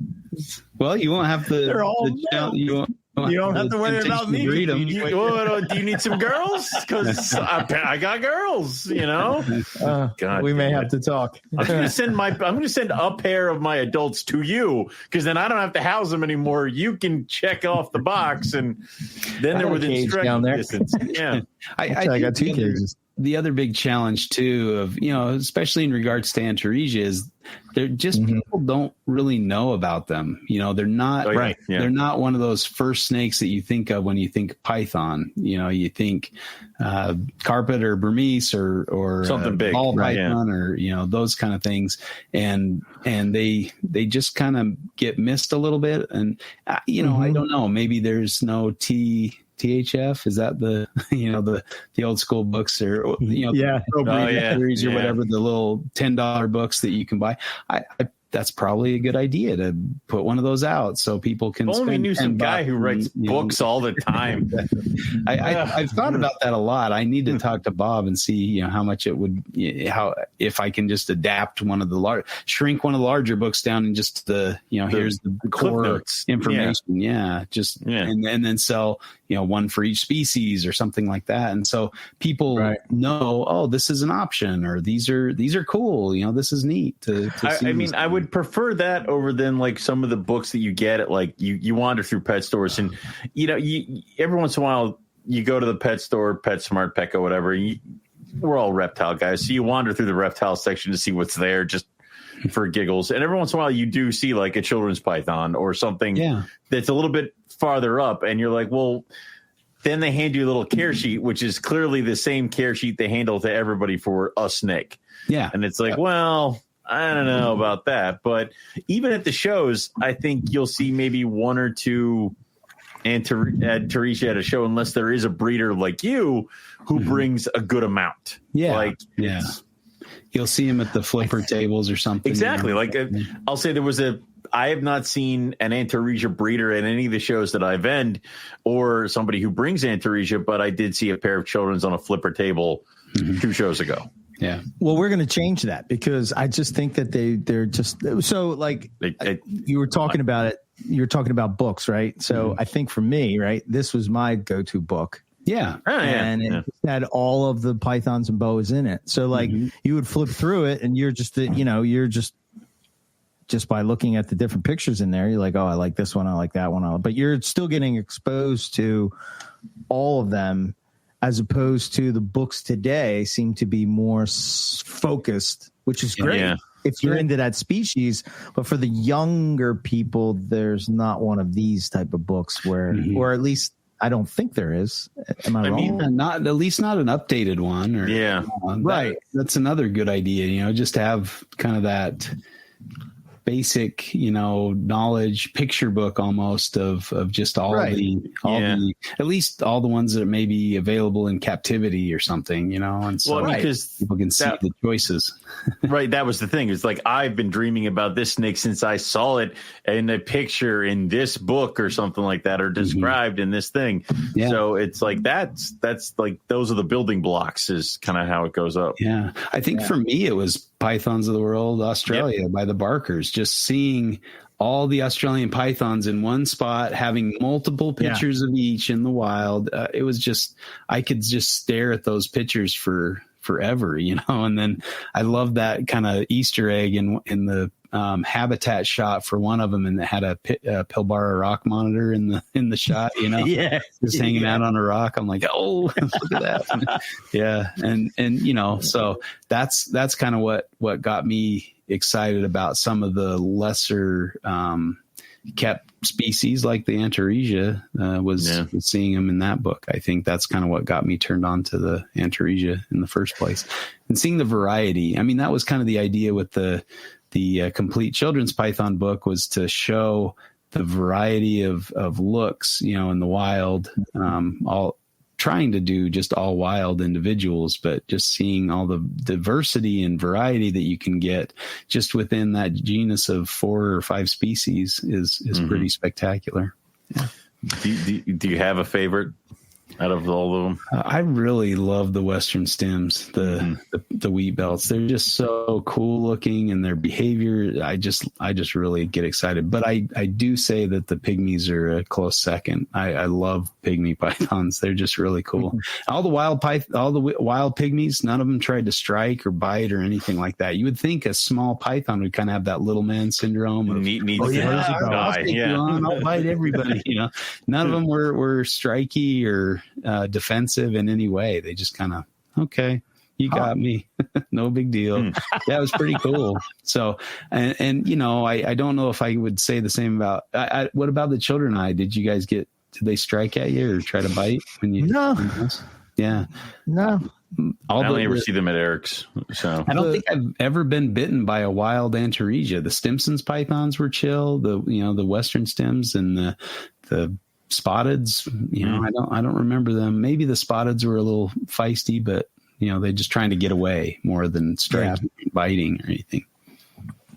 I mean, out of the captive ones, I would say the spotteds are probably the ones that are most, I call it Rosie Bow-esque, where it's just like, they're just there's like, yeah. But to the same point, wild Rosie boas don't really bite. It's just the captives that are used to door opens, food comes in. I'm going to go for it. I'm hungry or I'm ready. Same with the spotteds and the children's. I mean, all of the Antaresia, like that's usually when I take a bite is I'll open the cage and they'll fly out trying to grab whatever is warm near them. They just love to eat their food. And usually, once you get them out, they're not. I mean, the children's pythons are still like, I bet I could take this. I could eat this. Same with the spotteds. They're just like, I could still eat this. But the Stimsons are like, okay, I'm not messing with this thing. It's bigger than me. And they're pretty chill once you get them out. Same with the pygmies. They don't really try to bite me too much once I have them in hand, out of the cage. So as long as they don't think it's time to eat, they're cool. And I assume that breeding them is the same as breeding pythons. There's nothing special you have to do as far as They're probably the easiest to breed. I mean, I think that's typical. Like usually the smaller things have to breed more readily and breed more frequently because there's lots of things that eat them because they're smaller. And they also having a smaller adult size means they reach maturity faster, so like within a year and a half or 2 years, they're probably the size, that they can breed at. That's kind of the smaller species mentality, get big fast so I can reproduce myself before I get eaten by something, make more of myself. And so they are fairly easy to breed, at least for the most part, assuming you're, keeping them properly. And, but yeah, they haven't been too challenging. I found it kind of, I was like rereading the part of the book with the pygmy pythons and the complete children's python part. And it was talking about male combat. And I was like, oh, these little guys, they combat? Like, wow. That's pretty cool. Tiny little snakes. Like. There have been some instances. I mean, I don't know that that's ever been observed in the wild, and those were captive individuals, but if they do it in captivity, there's a chance they're going to do it in the wild as well. So, yeah. I think I read a paper or an article. It was an article recently where they thought that maybe that the fact of snakes just in general combating could be not only for breeding, but could be like defending a territory or, defending a mate or, I guess that would be the same as that. But like, which I was like, I never thought about it in any other way except the idea of them just trying to breed, and whoever wins is the winner of the female. But I don't know. I like the fact that we're at a time where I guess like it's trying to figure out a species, just a group of animals that are just impossible to study in the wild, because of just how they are, and like people are making advancements with understanding them a little more.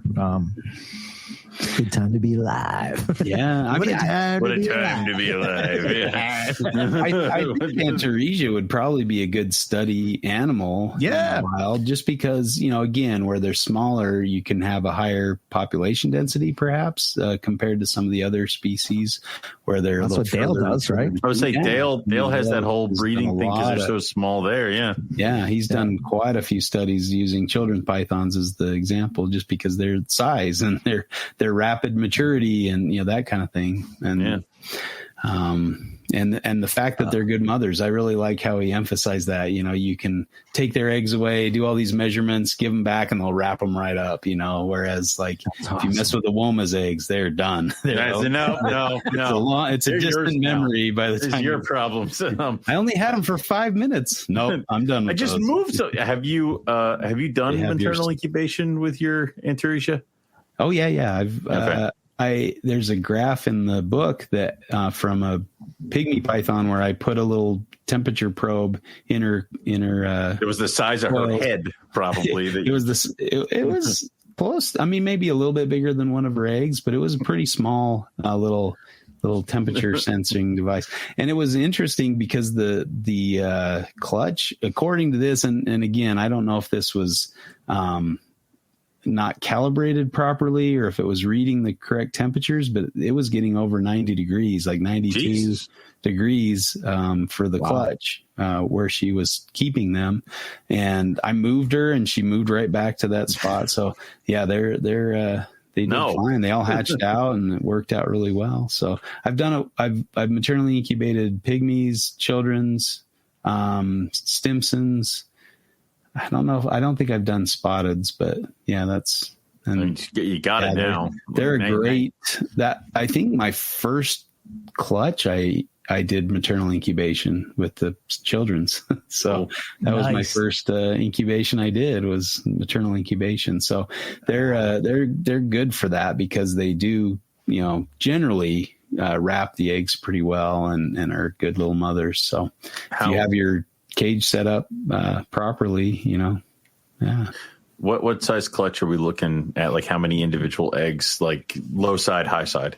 Yeah, for pygmy python, probably low. You'll get three to four, eggs, and I've had up to 15 or 16, I think. Maybe even 18. I think 15 might be my high for pygmy pythons, and then like up 15, over 20 for some of the other species. Yeah, for the other Antaresia. Wow. Yeah.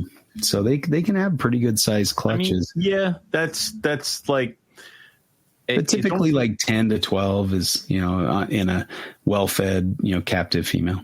I mean, that sounds like a shrunken down version of an Australian python, where it's like, ball pythons are like, you got 10? Holy shit, she must be huge. It's like, wait, like, I don't, so it's that kind of stuff. So it's cool to kind of see that kind of go over. What happened with that one? Like that spike went real low. Yeah. Yeah. There was, I can't remember what happened in the room. I think the heater went out or something, or something happened. Yeah. This is where she got off him and quit. Yeah. But she came back. And I realized, I'm like, oh crap, I got to turn that back on. But yeah, so, I mean, you could see those temperature fluctuations. Yeah. They got down there pretty low and got up there pretty high. So yeah, they're tough individuals. And I think, that probably reflects what they're experiencing in the wild. There's probably some highs and lows that's why they're wrapped around their eggs, to kind of protect them a little bit, to loosen the coils if it gets too hot, or to tighten them up if it gets too cold, and that kind of thing, or shiver. I don't know if these shiver, but certain pythons will increase the temperature of the eggs by either basking and then coming back to the clutch, or by shivering to warm them up. And I do think, we like to think that eggs need to be a constant 89 degrees, or else they're going to fail. Yeah, they're all going to die. Yeah, in the wild. They have to hatch within this window of time. Yeah. Otherwise, we just start them open, cutting it, ripping babies out. Yeah, exactly. So I think definitely they're tougher than we give them credit for, or we have in our minds. Nick said if you get past a certain point, they want to hatch.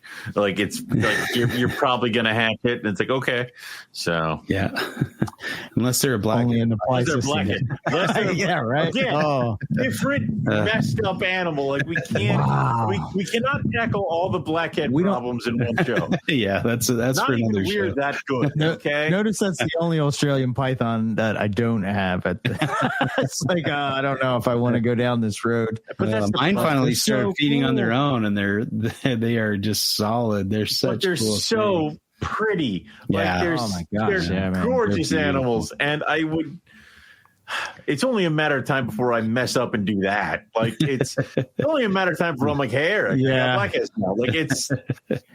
Yeah, I think I'll be there before you. But well, that's you need to be. Like, I need you to take the blackheads. I need you to take the Antaresia so that I don't have to. Like, I can keep doing with my boas and large colubrids and other weird stuff over here. Don't make me do it. I do. That's why I wanted to do this show. I think that Antaresia is kind of like, I think we have to kind of do what we did for carpets and chondros and dispel those misconceptions. And I think that just like as far as a pet python, like, in a naturalistic enclosure. I mean, you can't beat it. Oh yeah, they're really fun. They are fun. That what is it? I did a talk at a herpetological society, and I brought one of your stems, Eric, and then I brought like the same age olive python baby with me, and it was like like it was that kind of a thing to kind of go over that stuff. So they are really cool, and I think you should breed them, because then I'll have something different to sell on my tables, because you're not going to do it. You don't want to talk that. I sell enough things. I don't want to sell anymore. Before we let Justin go, though, I wanted to throw this out because I was in preparing for the episode. I went to his website. So if you haven't been to Australian this takes me back. Remember how we used to stare at this website? I used to one day I'm going to have a Julander animal. Dude, I had them bookmarked. Like I had his, Will Leary's. I had them all. And I'd be like, shopping, never buying, but shopping. Like it was. I was like, this. I remember when I first stumbled upon your website, student. Justin, and I was sort of like, "Oh, this is my kind of guy. It's all Australian pythons." Yes. Anyway, there's a little tab here where it's visits, and it's you've done a lot of visiting. Oh my goodness! Justin. Yeah, all the trips, everything either, but yeah, it's quite a few trips, especially if they were photo heavy. I just kind of use this to photo dump and dump everything. Yeah, try to remember the trip myself. Go back and see. I want to go to the reptile gardens. I really do. I think the coolest thing is that I guess I haven't been here since but then I look at was it Utah, West Texas and Utah? Arizona. And we were on this. Look. There's probably some pictures of you in there, Eric. There you are. I hate that picture you chose to use in the book. I'm looking at my feet. It's like, and McIntyre. Yeah, here I am. Yep. But it's really awesome that you're doing this. Like that. It's like you go back and look, and I love the fact that you sort of have a little diagram, and then you got a species list at the bottom. You didn't take a picture of the snake you made in the middle of the road out of rocks to kind of deter us, or was that a different trip? This was Owen's trip. That was Owen's trip. Yeah. Where you're McPeaking off the side. Bird. Oh, by the way, Justin, I was watching a video of the hike because we did it during the nighttime, so you couldn't really see what the hike looked like. So I was looking at the hike from somebody doing it during the day, and there's quite a lot of McPeaking parts. Don't look at. I told you, I would not have been all right. Yeah, I could tell that. Yeah, you look over the edge a little bit, and you don't see anything down there. Like my beam probably doesn't go too terribly far, but that's a long drop if I take a miss. Yeah, no. It was pretty cool. It was pretty cool to see the actual high. And there was this older couple, and they got to they were starting at the steps, and I was like, that was the toughest part for me, was those 3 steps. Right, it's like there. Why did they make them so tall? It's why did you at the very end? Also, you made him walk to the car when he got to the parking lot. You couldn't have brought it around for him. Come on. I was sleeping. I had to drive. Yeah, that's what I'm saying. I was like, I hope Justin's not waiting for me, and I hope he gets up there way ahead of me so he can sleep for a little while. That was the plan. How the hell is he going to drive after this? Just run so I can get as much sleep as possible. So seems like an odd plan, but whatever, it works. Take your time. I hope you make it. Yeah, I think I looked at my rate going up the canyon. It's the same as it was going down. Jesus. So I think I was spending a lot of time looking and going slow on the way down. So that's not saying too much, but yeah. Wow. Yeah, it's just it's really cool. You can see all the and just even some of the places you've been in Australia. If you're into that, and just I love how you did, little. Oh, that's cool. Yeah, some diaries and stuff. Yeah, some are a little more detailed. I think lately I've just put the pictures up with a little, blurb underneath them. Yeah. I used to go through and do almost like a journal type thing, but I probably should do that. But it's so much faster just to dump the photos and. But at least it's here, and it's accessible. That's so. True. And we're of course going to be the problem is you're going to be the biggest critique of this thing than anybody else. Other people are just going to enjoy the fact that it's freaking here. You know?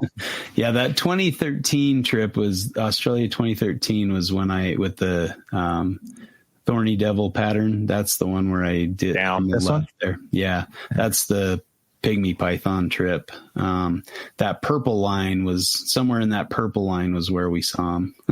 That's somewhere in there. Someone in this general area. In that general area, yeah. And then they're down towards the bottom. But that's a. So what did you fly into Perth and then just did a big round? Wow. Yeah. That was a lot of travel. You can tell where we spent more time, where the lines are a little shorter versus where we just drove, Yeah. Right. Yeah. But that's, I think I really want to get out there to WA for sure. It's one of the best places in Australia to herp, in my opinion. I have money saved. I have money saved for Kimberley. Yeah, look at that. Earmarked Kimberley. I will That's Carragini, man. Carragini is the most beautiful place on earth. I love it there. And see that waterfall? You know, what's his name? Frank Colachico. He went there with Hussam, and they found a Centralian blue tongue in that waterfall. I'm like, just chilling. I was just climbing up the rocks right next to the waterfall, and he's like, "Is that a Centralian? What?" Oh my God! Some people get all the luck. I know. Come on. Yeah. I still need to see one of those living. I've seen 3 or 4 hit by cars, or 5. Yeah. Frustrating. But yeah, that's what a spot.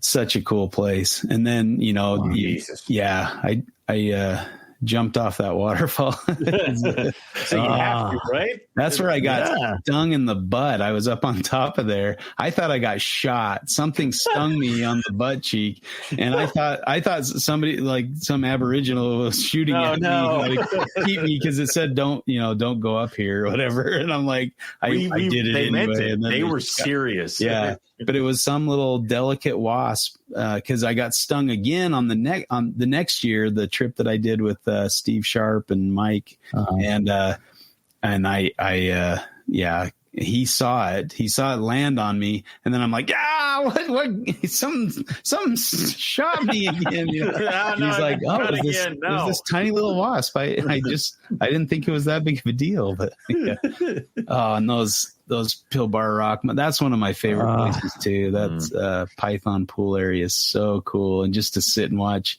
Pilbara Rock monitors run around the rocks was just an incredible experience. Look at that cool lizards. Yeah, I think I could spend a week there, and that's where you can see the Barron's olives and the Pilbara rocks and all sorts of stuff. I'll grab me a Barron's olive. I still need to see one of those in the wild too. I was really close when we were in Carragini by that waterfall. Mm-hmm. We had walked to the other end of the canyon, and we met some people along the way. And I'm like, "Have you seen any snakes?" And they're like, "Oh yeah, we saw a big brown one just right by the start." I'm like, "What?" So I went running back. Look at the color on that carpet right there. That's I mean, why don't the captive imbricata look like that in us? Why do they have all these black ones? You know, period. Those things are so gorgeous. Oh my gosh! Damn, that is pretty. That's probably one of the prettiest snakes I've seen in the wild. I love that. Small part of your brain was like, smuggle it. Well, that was that one. It was the last day of the trip. I was supposed to fly out the next morning. See, it was all working. It was all coming together. And I'm like, Heidi, we got to stay in this area, because we saw like DORs in this, like they've got to be thick around here. And so I'm like, Heidi, we got to stay till dark. And she's like, okay. Because we were supposed to stay at my friend's house, and he was expecting us around like 8 or 9 o'clock, and then we roll in at midnight, you know. Sorry, there was a carpet python. I had to stay in. They would understand. Yeah. Yes. I said, give me 30 minutes after sunset, and if we don't find a carpet, and sure enough, that thing. Wow. Look at the colors. Oh, yeah. Very cool. Yeah. Just wow. And that's my crappy, photography skills. So think of what it would have looked like if Rob would have taken it. Oh, we'd be able to count the specks of dust on his head scale. Yeah. So we need to go back there. And also 30 minutes after dark with Rob, it's like, well, if he finds it, now we're going to be here for 2 hours. So yeah. Well, Justin does a thing where he's like, okay, you're going to be taking pictures. I'm going to keep herping. I know. He'll go find a snake and bring it back and be like, look what I found. There's like 3 more over there, guys. It's like, okay. It's like, Justin's like, I've seen this one. And then he wanders off, and then he finds more. Well, I guess the moral of the story is that if you, haven't been to Justin's site with the visits, and the available. You should, available. That's what's available. Oh, you want to do not some very shopping? Updated. I wouldn't check that. So no one wants to go to Africa. Yes. Yeah. It doesn't even load. Question mark now. It's not there anymore. We're done. I need to fix some of the links on some of the pages. Yeah. It's all good. But AustralianAddiction.com. If you want to check it out, go see all my visits. Yes. If you want available animals, contact me directly. I'll tell you what I've got. Don't look there. Yeah, don't look at those sites. Yeah. I feel bad. I used to be much better at updating, and I used to do the what's new and have all the, updates. Every single collect. That's how I went back and figured out when I got Pygmy pythons, because I went back on that and I could see, because I don't remember. It's, I like the idea, of turning the website into like a data dump where it's like, where is that shit? There it is. Like, yeah. I went back on the Wayback Machine too, and you can see kind of how the page evolved. It's kind of cool. Yeah. Oh yeah, that's fun. Yeah, for sure. Yeah. So, all right. So yeah, AustralianAddiction.com. Reach out to you if you have some things available. If you're into Antaresia, this is the guy to talk to. He's kind of got the goods. And he's also a podcaster on the NPR network. What? Reptile Fight Club. Check it out. What is this? Yeah. My God. Very, very cool. Next episode is Corey Martin. I don't know how I missed that one, but that kind of goes out of sync with your herping stories at the beginning. So I don't know, Owen. I feel like I'm back on my game, but for I think Squadcast made me go that. Full stone. Every time you're like, I feel like we're back. Full stone. I feel like every time you're like, we're back on our game. Something happens and we missed 3 weeks of recording. So we're not back on the game. We know nothing. We're just stumbling around in the dark. Good point, Owen. I like how you're thinking. Thank you. I mean, the fact that you guys have been going so long, I think you know what you're doing. You're doing a great job. I mean, who else get a can little say reprieve. that? Yeah. You get some slack for sure. If you miss a couple weeks, nobody can complain. Some forgiveness, you say? See, like most people have their traumas spread out over years. Mine's got combined to 4 months right now. It's like, your life's been too easy for a while. Here you go, 4 months of misery. But really, has it been? Yes. All right. But interspersed with good herp trips. I mean, that's, heck yeah, man. Yeah. That was a good as much time. as I hated doing while I was doing it. Well, I didn't hate doing it. It was just like my legs weren't working anymore, Yeah. And like I'm sitting there going like, I don't stand a chance. If Justin is saying that it's challenging, I'm dead. I'm dead. I'm gonna be dead. Type be fun. You can look back and go, I did it. It was awesome. Yes. Yeah. 100%. I saw that rattlesnake. 100%. I saw that king snake. It was fantastic. Yeah. The fact that I could go and say that I hiked the Grand Canyon is, that's pretty cool. Leave me here. Go on without me. All right. I'm glad I was pushed to do it. So it's awesome. No, Plus, Rob was right. I mean, he knew you had it. Yeah. I know. He's like, he won't let me die. Yeah. Exactly. Because I'll have to deal with Owen and Dory, right? I mean, listen, you left me with in charge of all. Listen, and I say this every time you guys take that I'm dead. Rob would have to go into witness protection. It's every time you take him out. It's like, listen, if he dies, it's the end of the network. I'm not doing shit. Like it's done. That would be the end of the network. It's the end of the network. You take the network in your hands. I brought you into this world. I'll take you out. Yeah. Awesome. Well, all right. I guess we'll wrap it there. Thanks, Justin. So much appreciated. It's a good time spending some time with us. Thanks. Always good hanging and chatting out. It's been a while. Sure. So hopefully people that were on the fence about pygmy pythons or Antaresia will take the dive. Yeah. Hope so. If you need more convincing, give me a call. Yeah. There you go. We'll have to figure out some sort of thing that Eric and I strongly disagree on to come back on Reptile Fight Club. And really, it's very cathartic for us to come on and just scream at each other. That was a good time. Not like we don't do that here enough. Did we do that before? Yeah. We did. We did one. We did? Uh-huh. Yeah. You guys did one. And then I think you did one from the field too, a couple. I know Eric did a couple. Eric did stuff at the field. I think I did one where you and I did like, are they popular, or are species popular because they're rare, or are they rare because they're popular, kind of a thing. Yeah. And then I think I went on another time and did one. I forget what that one was, but I'm not even sure if that even happened or if it was a fever dream. So, but yeah, definitely due to come on again. That'd be fun. Yeah. I always like yelling at Owen. It's fun. I mean, he thinks he does, but he is not prepared. So, well, clearly, I don't know what the box. Not. You just flip it over. I mean, well, you just got to be ready. You're like throw one up, and they're surprised when I hit it back over the net. Like it's okay. I just played dumb for you. That's all. Oh, and then smack. Do I have to get you a step stool you can come up and smack, or no? Remember. Who was in charge of the force? I think his name was Yoda, right? Listen, it was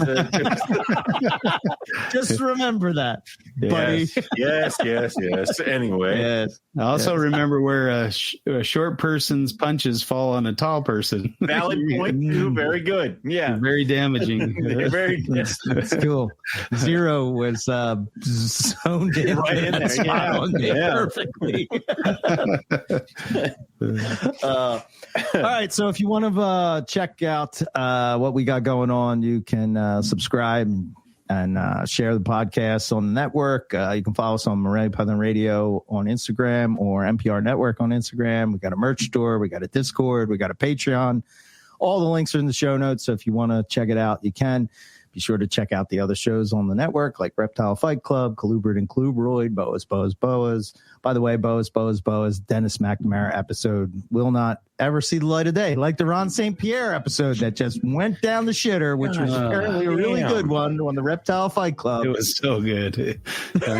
We're going to try to recreate it, but yeah. Okay. That's happened to us a couple times where we have episodes that never see the light of day. Yeah. So, we have that. Then also we have Cold Blooded Caffeine. We have an affiliate link. You can go and get some awesome coffee. We have Carpets and Coffee blend. And, if you're into, they have everything you could possibly imagine. Delicious. Trey and Kendrick, they do really good stuff over there. So if you want to follow me, Instagram is EB Morelia. Owen, take us out. For me, it's rogue-reptiles.com. There's a bunch of stuff. I just redid the website. So, Mad Hug, Babies, False Water Cobras, Rhino Rat Snakes. Strong in you. Ton of carpet pythons, olive pythons. I am trying to get rid of shit. You have a female? I have several females for you. For you, I have several females. Okay. For you, I might have a proven female just to take it. But it's but yeah, so there's that. There's also an adult Chinese king rat that I'm trying to get rid of up there. So if you need that, go get it. Oh, I saw that. Yep. Oh, yeah, he's gorgeous. But anyway, and also Instagram, Rogue Reptiles, Facebook, all that fun stuff. Check out Cold Blooded Cafe for your rodents. Use MPR20 to get 20% off of your order, and use FS250 for free shipping off any order above $250. So I have an order coming tomorrow. So it's good stuff. Do that. That's all I think we have for everybody tonight. So we'll say thanks everyone for listening, and we'll catch everybody back here next week for some more Morelia Python Radio. Good night.